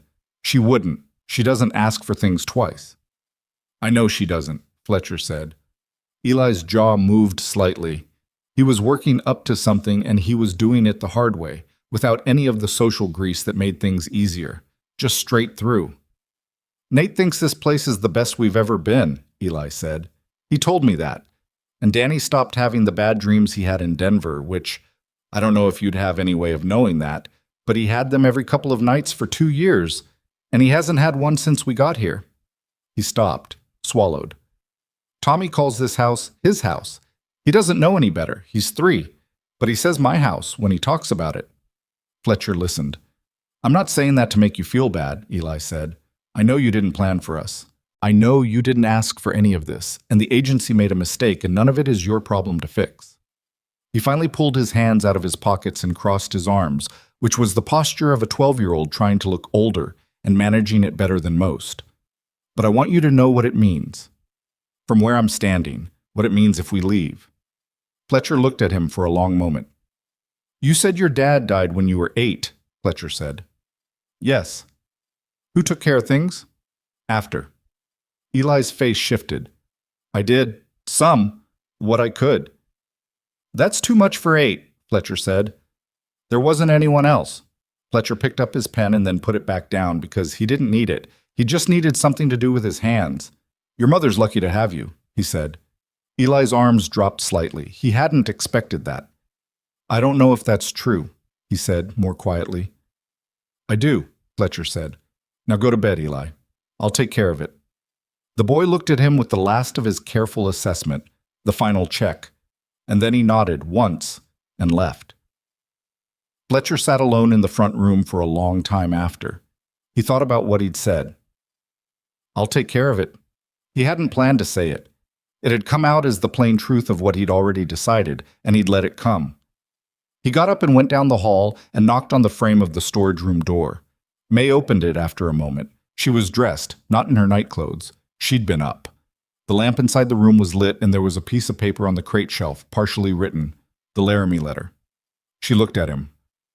I need to say something, he said, and I need you to let me get through it before you respond, because I'm not good at this kind of thing, and I'll lose the thread if you come in too early. She stepped back from the door slightly. Not an invitation, but not a refusal. He leaned against the door frame because he wasn't going into that room. Not tonight. Not with her 4 boys sleeping 3 feet away. I know the agency made a mistake, he said. I know what I asked for in that letter, and I know it wasn't what showed up on the platform. He stopped, gathered himself. But I've been running this ranch alone for 3 years, and I've been making decisions alone for 3 years, and some of them I've made badly because there was nobody to tell me I was wrong. You've been here 3 weeks, and you've fixed the window and the supply accounts and the laundry situation, and you've been right about Holt from the first time I mentioned him. He looked at her directly. That's not nothing. That's the opposite of nothing. Mae held his gaze. She wasn't helping him, wasn't filling the silence. She'd promised she'd let him get through it. I'm not going to pretend this is a simple thing, he said. There's 4 boys involved, and a working ranch, and a man in town who wants my land in the middle of winter coming, and I don't have any experience with children or with... He stopped again, tried a different approach. What I'm saying is the Laramie letter. I'd like you to not send it. She was quiet. I want you to stay, he said. Not as the housekeeper. I'm not asking you to decide tonight about anything permanent. I'm asking you to stay through winter and let us figure out what makes sense. And if it doesn't work, I'll help you find the right placement myself, and I'll stand behind it. He paused. But I don't want you to go. The room was very quiet. Outside, the snow had stopped. The silence of a post-snow night was a particular kind of silence. Total, like the world had put something over itself and everything underneath had gone still. Mae looked at him for a long moment. You're sure, she said. I'm sure I don't want you to leave, he said. The rest of it? I'm working on being sure about the rest. She nodded slowly. The Laramie letter was on the shelf behind her, the lamp burning next to it. "All right," she said. "I'll stay through winter." He nodded. "Fletcher," she said. He was already turning to go. He stopped. "Thank you for saying it," she said. "I know it wasn't easy." He went back to the front room and sat down and didn't pick up the accounts again. He just sat there in the quiet house and let the fact of what he'd just done settle around him like the snow settling around the ranch, covering all the old shapes, making everything look different than it had before. He slept that night without lying awake first. Monday came cold and clear, the kind of day that followed a heavy snow. The sky a hard, brilliant blue, and the ground white and silent, and the air sharp enough that breathing it fast made your chest ache. Fletcher sent Rudy to Rawlings with the supply list and the documents tucked into a sealed envelope with the name of a lawyer he'd used once before for a land question. He gave Rudy specific instructions, and Rudy, to his credit, asked no questions and gave no opinions and simply went. "If Holt or anyone from Holt asks you anything," Fletcher said before he left, "you went for supplies, that's all." "That's all I did," Rudy said. "Good." He watched the wagon go down the road and then turned back to the ranch and the day and the business of making it to spring. The week that followed had a different quality to it. Nothing dramatic had changed. The work was the same work, the cold was the same cold, but something in the house had shifted and everybody felt it without naming it. The hands knew something had been decided, the way hands always know things on a small ranch, through the accumulated evidence of small details. Fletcher came to supper without the look of a man carrying something he hasn't put down yet. Mae moved through the kitchen with an ease that hadn't quite been there before, a fraction less careful than she'd been when she was still deciding whether she was temporary. Eli noticed. Fletcher could see it in the way the boy's shoulders had dropped slightly from where they'd been. That permanent brace against the next departure, loosening incrementally. He still wasn't a warm child, still met the world at arm's length, still divided everything into the things he could control and the things he had to wait on. But he came to the barn every morning now without being asked, and he was learning the horses with the focused patience of someone who had found the one thing that asked nothing of him except attention. "He's good with Cassius," Rudy told Fletcher one morning out of Eli's earshot. "I know," Fletcher said. "Better than most grown men," Rudy said. "The old horse likes him. You can tell."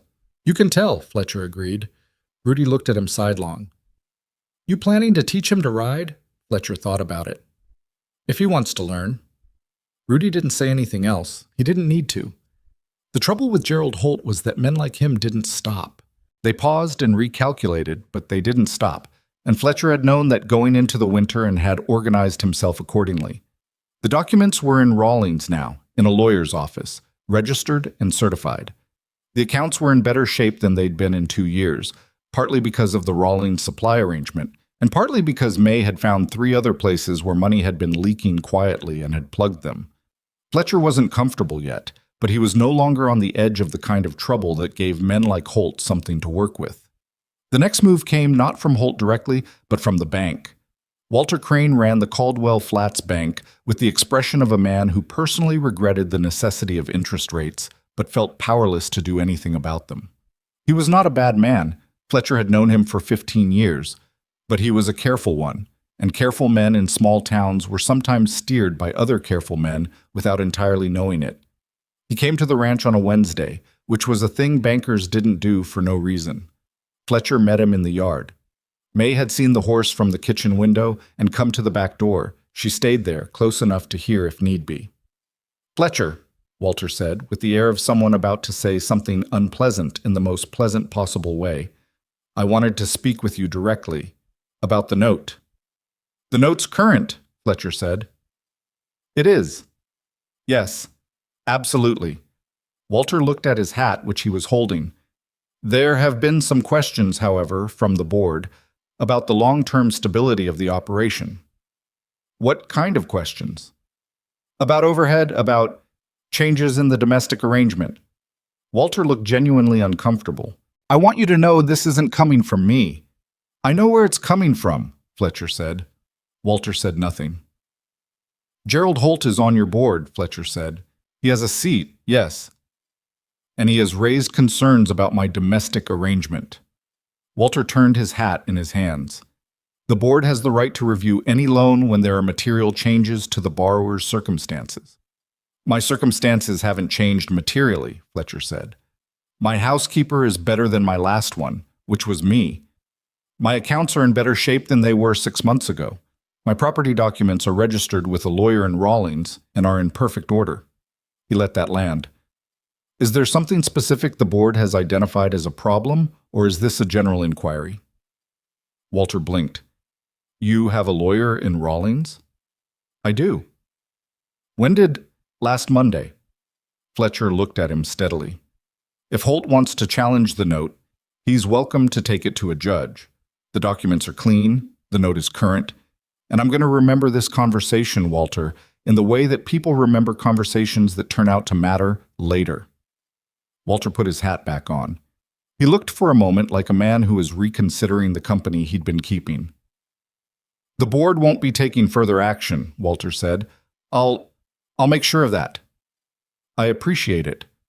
Walter went back to his horse and then stopped with one foot in the stirrup. For what it's worth, he said, the note's been good since the day you signed it. I never had a concern. He mounted. You didn't hear me say that. Hear what? Fletcher said. Walter rode off. Fletcher turned and Mae was coming across the yard with her coat on. I heard most of it, she said. I know you did. Holt used the bank. Tried to. He looked down the road where Walter had gone. He thought if the bank called the note, I'd have to sell fast. He'd be first in line. But the documents are in Rawlings, registered, and there's a copy going to the land office in Cheyenne on Friday. She looked at him. You've been thinking about this for a while. Since the night someone was in the barn, he said. You were right about the paperwork. I should have done it sooner. She was quiet for a moment. He's not going to stop. No, Fletcher said, but he's running out of angles. He tried the domestic situation, and that didn't work. He tried the bank, and that didn't work. What he has left is time and patience is something I can match him on. She looked at the road and then back at him. What if he tries something against the ranch directly? The cattle, the water channels? If anything happens to this property that looks like it wasn't an accident, Fletcher said, I have a letter already written to the county sheriff and the land office in Cheyenne laying out everything I know about Holt's interest in this land. Rudy knows where it is. If anything happens to me, he sends it. Mae stared at him. You've had that letter ready. Since Tuesday, he said. She looked at him with an expression he hadn't seen from her before. Not admiration exactly. She wasn't given to admiration, but something like the recognition of a person seeing another person more clearly than they had before. You're more careful than you look, she said. I've had to be, he said. Come inside. It's cold. They went in. Nate was at the table with 2 of the ranch supply records open, cross-referencing something with the focused expression of a boy who had discovered that numbers told stories if you knew how to read them. He didn't look up when they came in. Nate, Mae said. What are you doing? Checking if we're spending more on rope than last year, he said. We are. By 40 cents. Fletcher stopped. How'd you get those records? From the shelf. In the barn. You have records going back 6 years. He looked up. Can I see the ones before that? Fletcher looked at Mae. Mae looked at Fletcher. There are some from before the barn, Fletcher said slowly, in a box in the front room. Can I see those too? What exactly are you looking for? Nate put his finger on a column. I think the rope cost went up because you changed suppliers. In the old records you used a different place. Was the rope better? Fletcher sat down across from the boy and looked at the columns he was pointing to. He was right, and the answer was that the rope from the original supplier had been better, and Fletcher had changed because the man retired and he'd never bothered to look for an equivalent. I'll be damned, Fletcher said quietly. Fletcher, Mae said, on the subject of language. Sorry, he said, and didn't entirely mean it because he was still looking at Nate's finger on the column and thinking about how a 9-year-old had found something in his own records that he'd missed for 3 years. Can I see the old ones? Nate said. After supper, Fletcher said. Nate nodded and went back to what he was doing. Fletcher got up and went to get his coat again because there was still half a day's work left outside, but he paused in the doorway and looked back at the kitchen, at Nate with the ledgers, and Mae at the stove and the evidence all around the room of 3 weeks of someone actually living in it and caring for it. He thought about what Eli had said. Tommy calls this house his house. He went outside. The barn door repair happened on Thursday, a full week later than it should have because the right lumber had needed to come from town and the weather had not cooperated, and 2 of the hands had been down with colds. Fletcher and Hector and Eli worked it together. Eli because he'd started showing up for any work that was happening near the barn, and Hector because he had the carpentry skills and was the obvious choice. They worked for 4 hours in the cold. Eli followed Hector's instruction with the same methodical attention he gave everything, and Hector, who was 22 and had younger brothers in Texas and knew how to talk to a boy without making it feel like talking to a boy, explained what he was doing and why as he went. At one point, working on the upper hinge, Hector handed Eli the hammer and said, "Hold this angle and don't let it drift." And Eli held it for 10 minutes without drifting, and Hector said, "Good, you've got a steady hand." And Eli said nothing, but his grip on the hammer changed slightly in the way of someone who has received information they intend to keep. Fletcher watched this from 6 feet away and did not comment on it. When they were done and the door swung true on its new frame, Hector said, "There we go." And Eli pushed it open and pulled it closed twice, testing it, and then stepped back and looked at it with the specific satisfaction of someone who has helped make a broken thing work. "Not bad," Eli said.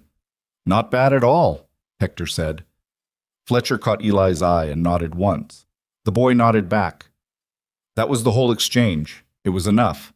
The complication that Fletcher hadn't anticipated arrived on Saturday in the form of a letter addressed not to him but to Mae, delivered by the post rider with the regular mail, a thick envelope with a return address from a town called Sutter Creek, 40 miles east. He brought it in from the mailbox and set it on the table with the other letters, and she picked it up while he was pouring his coffee, and he felt the change in the room before he heard it, a shift in the quality of her stillness, the way someone goes quiet differently when they've read something that matters. He looked at her. She set the letter down. "What is it?" he said. She picked it up again, read it again, set it down again, which was what people did when one reading wasn't enough to make something true. "The school in Sutter Creek," she said. "I wrote to them in November before I came here, looking for teaching positions." Fletcher put down his coffee. "They want to interview me," she said. "The teacher they had is leaving in January. They need someone by the start of the new year. Room and board included for me and my family." She looked at the letter without picking it up again. "Good wage. Steady work." The kitchen held itself very still. "You wrote to them in November," Fletcher said. "Before I got on the train," she said. "Before any of this. I wrote to 4 places. 3 of them never wrote back." He understood. Before she'd come here, she'd been doing what a practical woman did, casting in multiple directions, covering possibilities, not betting everything on one outcome. He'd have done the same thing. "What do you want to do?" he said. She looked at him. It was the same question he'd asked her before about the Laramie letter, and she'd let him sit on his answer for 11 days. Now she understood how that felt from the inside. "I don't know," she said. He picked up his coffee. "Teaching," he said. "I was a teacher before I married," she said. "In Ohio, for 3 years. You liked it?" She thought about it. "I was good at it. I don't know if I liked it the way you like something you'd give other things up for. I liked it the way you like doing something well." "That's not nothing," he said, because she'd said it to him once. She looked at him sideways. "No," she said, "it's not." He was quiet for a moment. "When do they need an answer?" 2 weeks. 2 weeks. He'd had 4 days and used 11. Fair enough. "Mae," he said. She looked at him. "I know I asked you to stay through winter," he said. "I know that's what I said. I'm not going to hold you to that if there's something better for you and the boys." He turned his cup on the table, not looking at it. "But I want you to know that what I said the other night in the hallway, that was true. The whole of it. Not just the winter part. The whole of it." She absorbed this. "The whole of it is quite a bit," she said quietly. "I know it is," he said. "I'm not asking you to decide right now. I want you to have the full picture when you're deciding. She picked up the Sutter Creek letter and folded it carefully along its crease. I'll think about it, she said. It was what he'd said to her about the supply accounts in the first week. He recognized it, and she knew he would. Neither of them said so. She put the letter in her apron pocket and went back to what she'd been doing, and Fletcher drank his coffee and looked at the window she'd fixed in the first week, the clean glass with no draft coming through. And he thought about all the things in this house that had been in a slow state of breaking before she came and were different now. Not fixed, not perfect, just better than they'd been. He went out to do his afternoon work, and he told himself that whatever she decided, he'd stand behind it. He even believed it, mostly. What he couldn't entirely control was the feeling that sat behind his ribs for the rest of the afternoon, the specific weight of waiting for something that mattered. Eli found him at the fence line at 4 o'clock. The boy came across the snow-patched pasture on foot, which meant he'd come on purpose and not just happen by.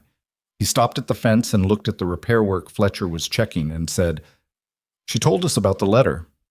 Fletcher kept his hands on the wire. "All right." "Sutter Creek," Eli said.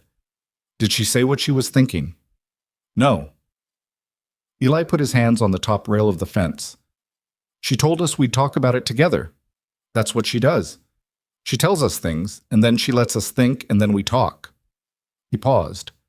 "She's never asked us what we want before. Not really. She tries to, but when it comes down to it, she does what she thinks is right for us, not what we say we want." Fletcher looked at him. "What do you want?" Fletcher said. Eli was quiet for a moment, looking out across the pasture. "I want to know if you mean it," he said. "What you said to her." Fletcher stopped checking the wire. "Eli, because she'll make the decision she thinks is safest," the boy said. "Not the one she wants. She does that. She picks safe because she's been wrong before. And when she's been wrong, the ones who paid for it were us." He turned and looked at Fletcher directly. "I'm not saying that to make you feel bad either. I'm saying it because she won't ask you straight out. And I will. Do you actually mean it?" Fletcher looked at this 12-year-old boy who had been the head of something he was too young to be the head of and had carried it so long he'd forgotten it wasn't supposed to be his to carry. "Yes," Fletcher said. "I mean it." Eli looked at him for a moment longer. "Okay," he said. He didn't say anything else. He pushed off the fence rail and turned and walked back toward the house, and Fletcher watched him go. This serious, careful, too old for his years boy, moving through the snow-patched grass of the Dawes pasture like he knew where he was going. Fletcher turned back to the fence. His hands were steady. The work was clear. The afternoon light was the particular gold of late December, low and slanted, and it lay across the land like something that had been there a long time and wasn't planning to leave. He had 6 fence posts left to check. He checked them, one by one, and when he was done, he gathered his tools and walked back to the house where the lamp was already lit in the kitchen window, warm and steady against the coming dark. Mae sat with the Sutter Creek letter for 3 days. She didn't leave it on the shelf or put it away in a drawer somewhere out of sight. She kept it in her apron pocket, and Fletcher could tell when she was thinking about it because her hand would go to that pocket while she was doing something else, stirring a pot, hanging a shirt, checking on Tommy. A small, unconscious movement, like checking that something was still there. He didn't bring it up again. He'd said what he had to say and he'd meant it, and the rest of it was hers to work through. He understood that. He'd needed 11 days himself for a simpler question. What he did in those 3 days was simply be present in the way he hadn't been for a long time. He came in for meals on time. He sat at the table after supper instead of going straight back to the accounts. On the second evening, he helped Danny with the letters he was practicing on a slate that Nate had found somewhere and cleaned up. And Danny's handwriting was poor and his patience for correction was limited, but they got through 4 letters before Danny declared he was done and went to find chalk. And Fletcher sat with the slate in his hands for a moment looking at the crooked letters and the small fingerprints on the frame. He didn't know what he was doing most of the time. He hadn't known what he was doing since the night on the platform. But not knowing and doing it anyway was, he'd come to think, just another version of the way most things worth having actually happened. On the 3rd day, Mae came to find him. He was in the barn with Eli. They'd fallen into a late afternoon routine of checking the horses together, Eli asking questions and Fletcher answering them, the kind of conversation that happened sideways, about other things, while the real conversation went on underneath. Eli had asked that morning about the creek on the north section, the spring-fed one, why it mattered so much to Holt, and Fletcher had explained water rights in the way you explain them to someone who was going to need to understand them eventually. Eli had listened with the particular attention he gave to information that seemed useful. So whoever has the water, Eli said, has something everyone else needs. That's how it works, Fletcher said. Then it's the most important piece of land you have, Eli said. It is, Fletcher said. You should put a fence around it, Eli said. Not just a property fence, something visible, so everyone who rides past knows it's claimed. Fletcher had looked at the boy. That's not a bad thought, he said. Eli shrugged. It seems obvious. Obvious things are easy to miss when you're in the middle of them, Fletcher said. He'd have to think about the fence. He was thinking about the fence, where it would run, how much post it would take, whether Rudy would grumble about it or just do it, when he heard Mae's step in the barn entrance and turned. She was in her coat. She'd combed her hair and put it up properly, which she usually did in the mornings, and then let come loose by afternoon. The fact that she'd redone it told him she'd been preparing for this conversation. She looked at Eli. Can I borrow him? She said. Eli looked at Fletcher. Go ahead, Fletcher said. Cassius is done for the day anyway. Eli left without hurry, with the careful neutrality of a boy who knew something was happening and had decided to let it happen. Mae waited until the barn was quiet. I want to talk about Sutter Creek, she said. All right, he said. She came further into the barn and stood near the stall where Cassius was watching her with his old, mild eyes. I've been thinking about what it would give the boys, she said, a teaching position in a real town. Sutter Creek has a school with 30 students. There's a general store, a doctor, a proper church. It's not nothing. It's the kind of town where boys can grow up and have options. That's true, Fletcher said. The wage is better than what you pay me, she said, and she said it without apology because it was a fact. Also true, he said. She put her hand on the stall rail. Cassius moved toward her fingers and she let him, absently. And it's mine, she said more quietly. The position. It's something I earned on my own from before any of this. It doesn't depend on anyone else's decision. It doesn't change if circumstances change. She looked at the horse. I've had things change on me before. I've had what I thought was settled turn out not to be. A woman in my position learns to value what she holds herself. Fletcher said nothing. He let her finish. Those are all the arguments for going, she said. She turned to face him. Do you want to know the arguments for staying? If you want to tell me, he said. She looked at him in the direct way she had, the way that didn't ask for anything except honesty in return. Danny hasn't had a nightmare in a month, she said.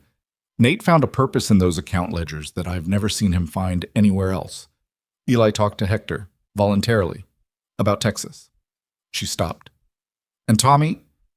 Her voice caught just slightly, just for a second, and she controlled it with the discipline of a woman who had controlled much harder things. Tommy told me yesterday that Chalk sleeps outside his door because Chalk is guarding him. A 3-year-old who has never in his life had anything guard him. Fletcher looked at the barn floor. And then there's you, she said. He looked up. I'm not a romantic woman, she said. I don't have the luxury of being one. I have 4 sons, and I've been the only thing standing between them and the next disaster for 2 years, and that doesn't leave room for going on feelings alone. She held his gaze. But I know what I see. I see a man who taught my oldest son to change his grip on an axe and never once made him feel like a charity case for needing to be taught. I see a man who sat with my 6-year-old and talked about a barn door like it was a conversation between equals. She paused. I see a man who bought window glass in August and left it in the barn for 3 months, which tells me something about the difference between what you know needs doing and what you can bring yourself to do alone. The barn was very still. I see myself in that, she said, more than I'd like to.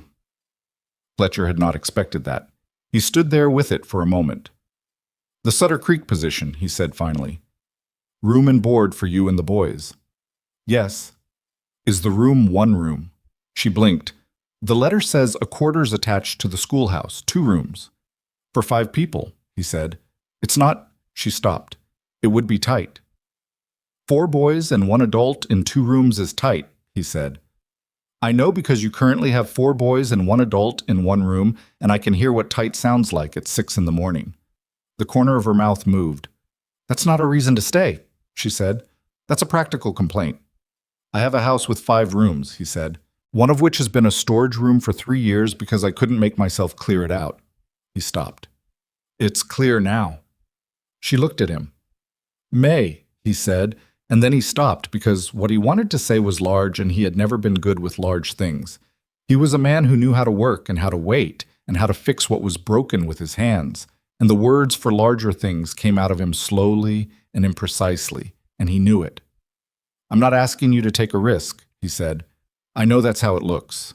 Man, you've known 6 weeks, asking you to bet on something that hasn't been proven. He shook his head slightly. I can't make you a promise about how it turns out. I don't know how things turn out. I thought I knew once, and then Clara got sick, and I understood I'd never actually known anything. He looked at her steadily. What I can tell you is that when you fixed that window in the first 3 days, I sat in the kitchen and felt the absence of the draft, and I thought, this is what it's supposed to feel like. A house where someone gives a damn about the details. He paused. I don't want to go back to not feeling that. Mae was quiet for a long time. Cassius shifted in his stall and the barn settled around them. I have one condition, she said. Tell me, he said. The boys are part of whatever this is, she said. Not boarders, not guests, not workers. Part of it. Eli and Nate and Danny and Tommy. If something is being built here, they're in it, not on the outside looking in. I know that, he said. I need you to say it, she said, not just know it. He understood why. She had watched her sons be on the outside of things enough times that she needed the line drawn clearly, out loud, where it couldn't be misremembered later. The boys are part of it, he said. All 4 of them. Whatever I'm building here, they're in it. She breathed. All right, she said. I'll write to Sutter Creek. He waited. I'll tell them no, she said. He looked at her. She looked back at him with the expression of a woman who has made a decision and is standing inside it, not entirely certain of the ground, but standing anyway. Don't make me regret it, she said. I'll do my best, he said. That's all I've got. That's all anyone's got, she said, and turned and walked back toward the house. He stood in the barn for a moment after she left, Cassius breathing quietly beside him, the late afternoon light coming in at the angle it always came in at this time of year, gold and low and long. He'd have to put a fence around the North Creek, like Eli said. Obvious things were easy to miss when you were in the middle of them. Gerald Holt made his last move 2 weeks into January. It wasn't dramatic. Men like Holt preferred not to be dramatic when they could avoid it. Drama left evidence. What he did was send a man to the county land office in Cheyenne with a claim that there was a surveying error in the original Dawes property deed, specifically regarding the boundary of the north section where the creek ran. Fletcher found out about it from the lawyer in Rawlings, who wrote to him the same week. He read the letter at the kitchen table with Mae sitting across from him, which was where she sat most evenings now. Not behind him, not at the edge of things, but across, where 2 people sit when they're working something out together. He found a surveying discrepancy, Fletcher said. From 1871, the original survey. Is it real? She said. Maybe. Surveys from that period were rough. There might genuinely be a 10-foot error somewhere in the boundary line. He set the letter down. If he can prove the creek falls outside my legal boundary, he can file a claim. Can he prove it? He's gonna try. Fletcher looked at the letter. My lawyer says we need a new survey. Professional, registered, done right. How much? $40. She reached into her apron pocket and put $22 on the table. He looked at the money. That's the laundry money, he said, and the hardware savings. It's $22, she said. You're 18 short. Mae, we have 18 in the household account, she said, which I've been managing since November and which is currently in better shape than it was when I got here. She folded her hands on the table. Use it. He looked at the money and then at her. This is your money, he said. This is our money, she said. Or it should be. That's what staying means.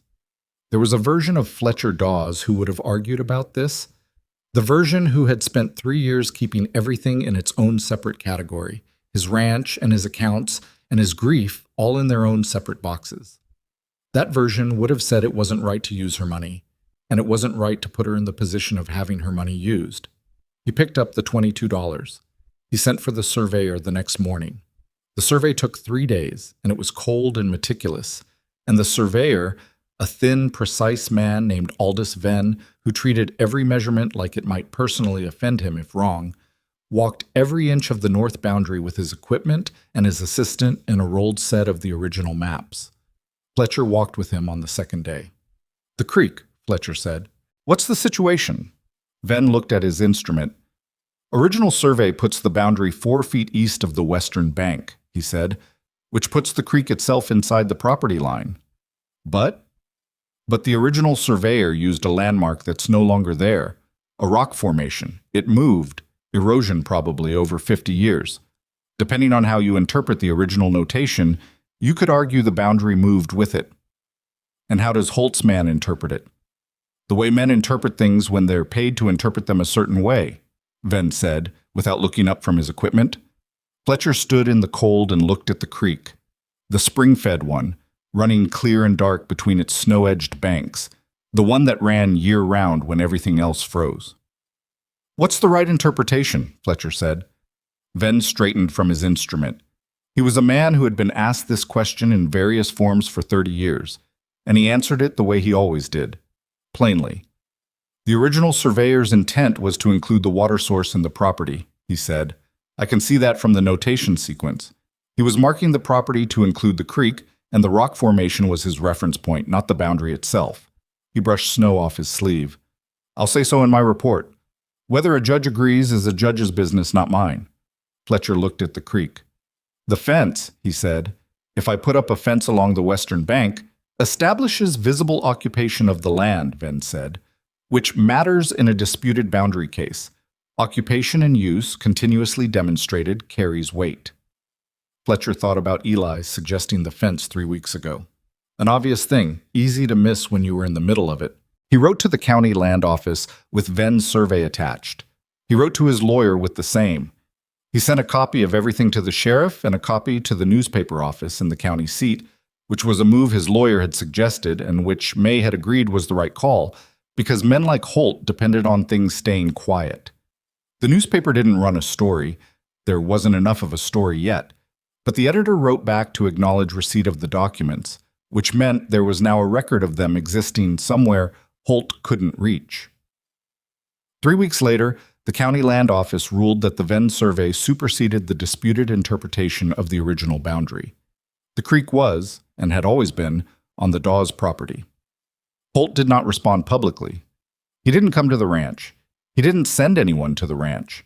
He went quiet in the particular way of a man who has overplayed a hand and knows it, and is recalculating how much damage has been done.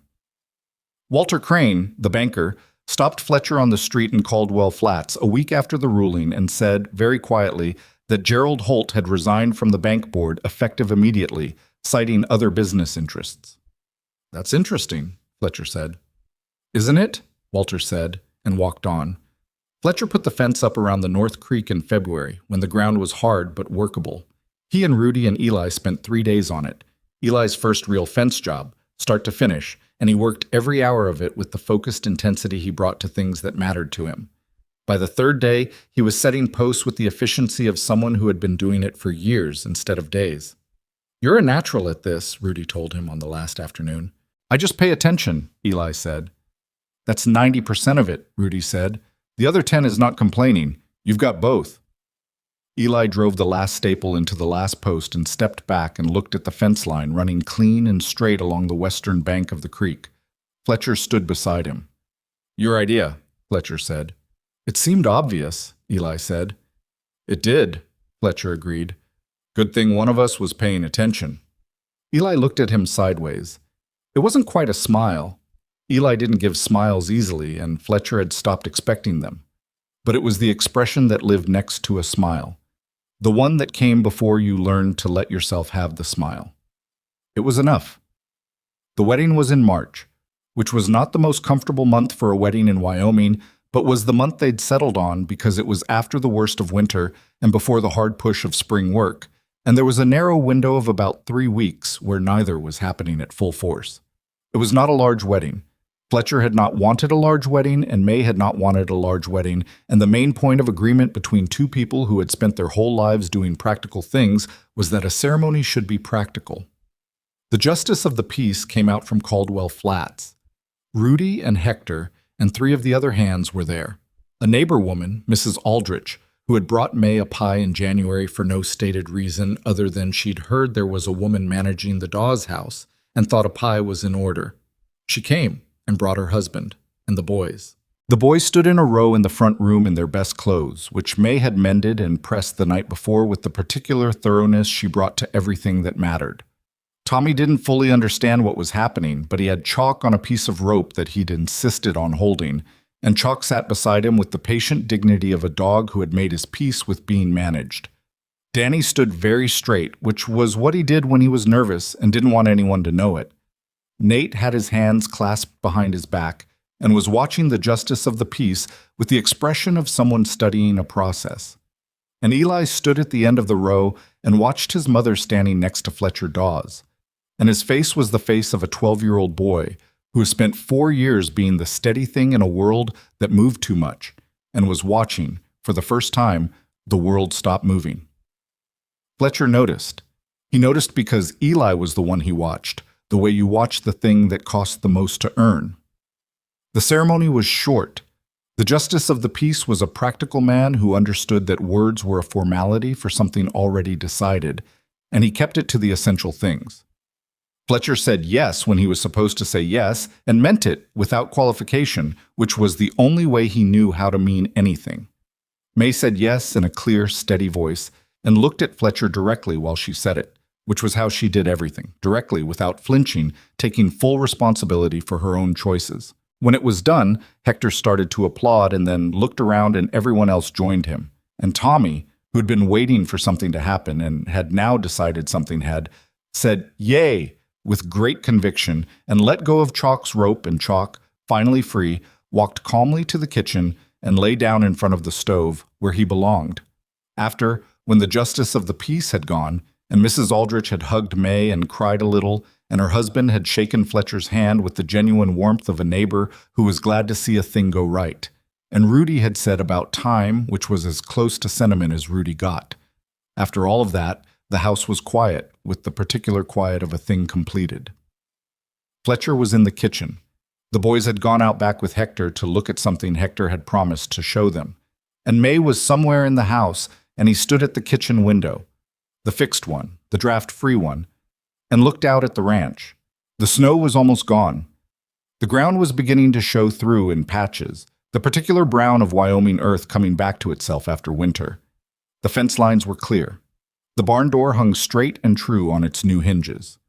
The north pasture was quiet, and somewhere beyond it, though he couldn't see it from here, the spring-fed creek ran on as it always had. He heard Mae behind him and turned. She was still in her good dress, which was dark blue and practical in the way her good dress had to be. She had her hair down now, which she'd worn up for the ceremony and let loose after, and she looked exactly like herself. Not transformed, not softened, not any different than she'd been the day she stepped off the train in November with 4 boys and a carpet bag and a look that said she'd come to work and intended to. Which was, he thought, exactly what had mattered. "The boys are with Hector," she said. "I heard." She came to stand beside him at the window.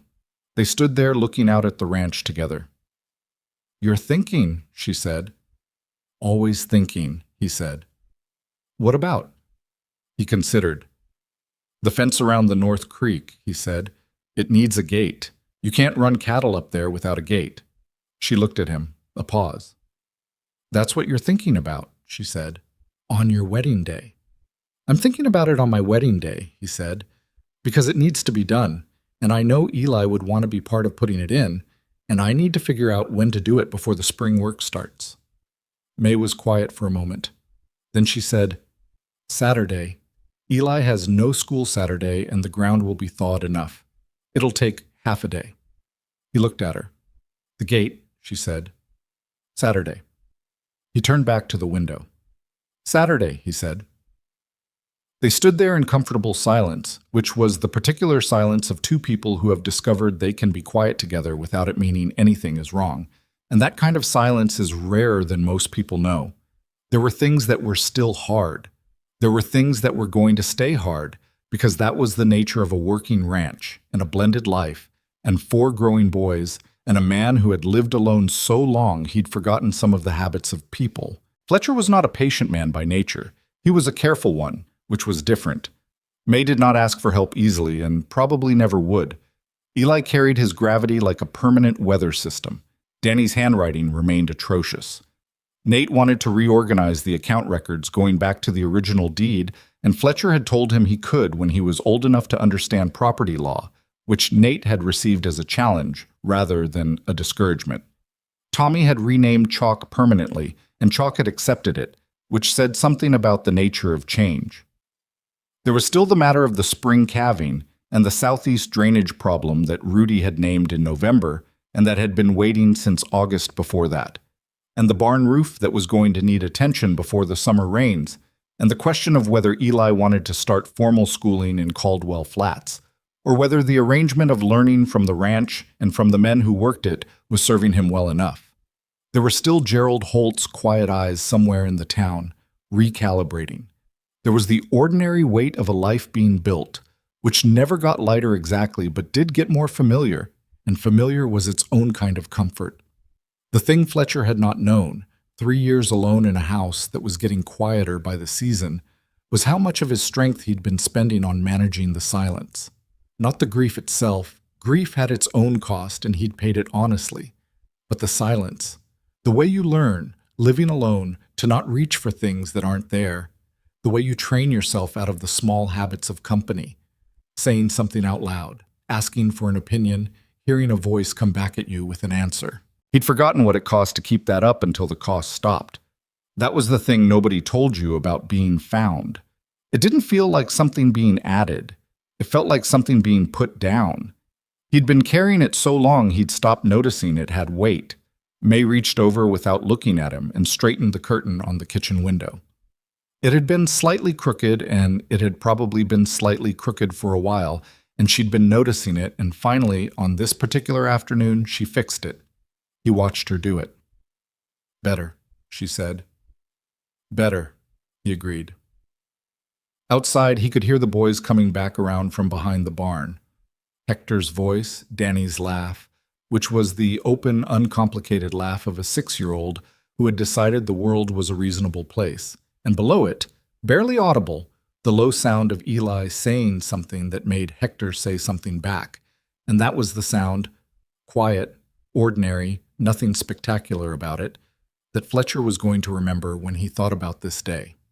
Not the ceremony, not the words. The sound of a 12-year-old boy talking to a grown man in the yard of a ranch he had started to consider his own, and the man talking back. That was the whole of it. That was what all of it had been for. He pushed back from the window. They'll want food, he said. They always want food, she said, and moved to the stove. He set the table.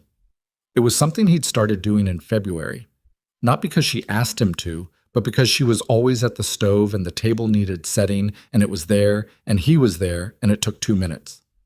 Small things. The accumulation of small things was how you built something that lasted. He'd known that about ranching for 30 years, and had only recently remembered it applied to everything else. The boys came in, the kitchen filled up.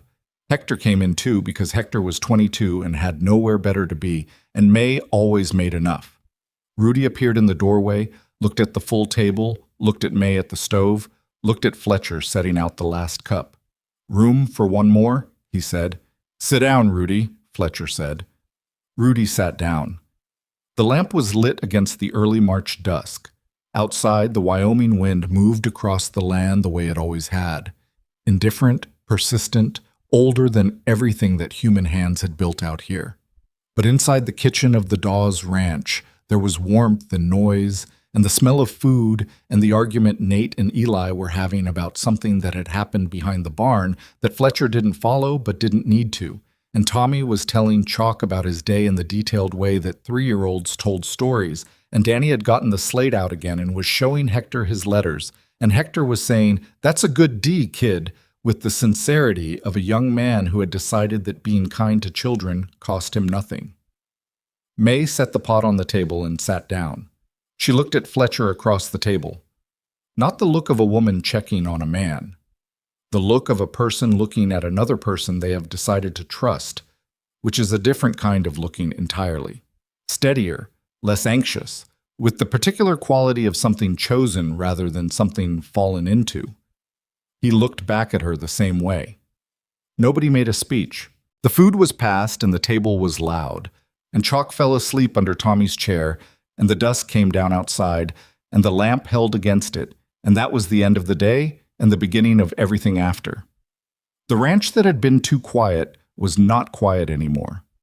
The house that had too many empty rooms had people in them. The man who had thought he needed someone to fix his house had found out, the hard way and then the right way, that what he needed was something that couldn't be written in a letter to an agency in Denver or specified in careful, practical terms. You couldn't name it ahead of time. You could only recognize it after it arrived, usually on a late train, usually in a form you hadn't expected, usually asking something of you that you weren't sure you had left to give. The asking was the point. Being asked again after you'd decided you were done being asked, that was the thing. It meant you were still here. It meant something and you still had an answer. Fletcher Dawes had thought for 3 years that he was maintaining a ranch. He had been, without knowing it, waiting. The waiting was over. The work, the real work, the kind that didn't end at sundown, had just begun. And he was not afraid of it, and he was not alone in it, and those two things together were more than he'd had any right to expect and more than enough.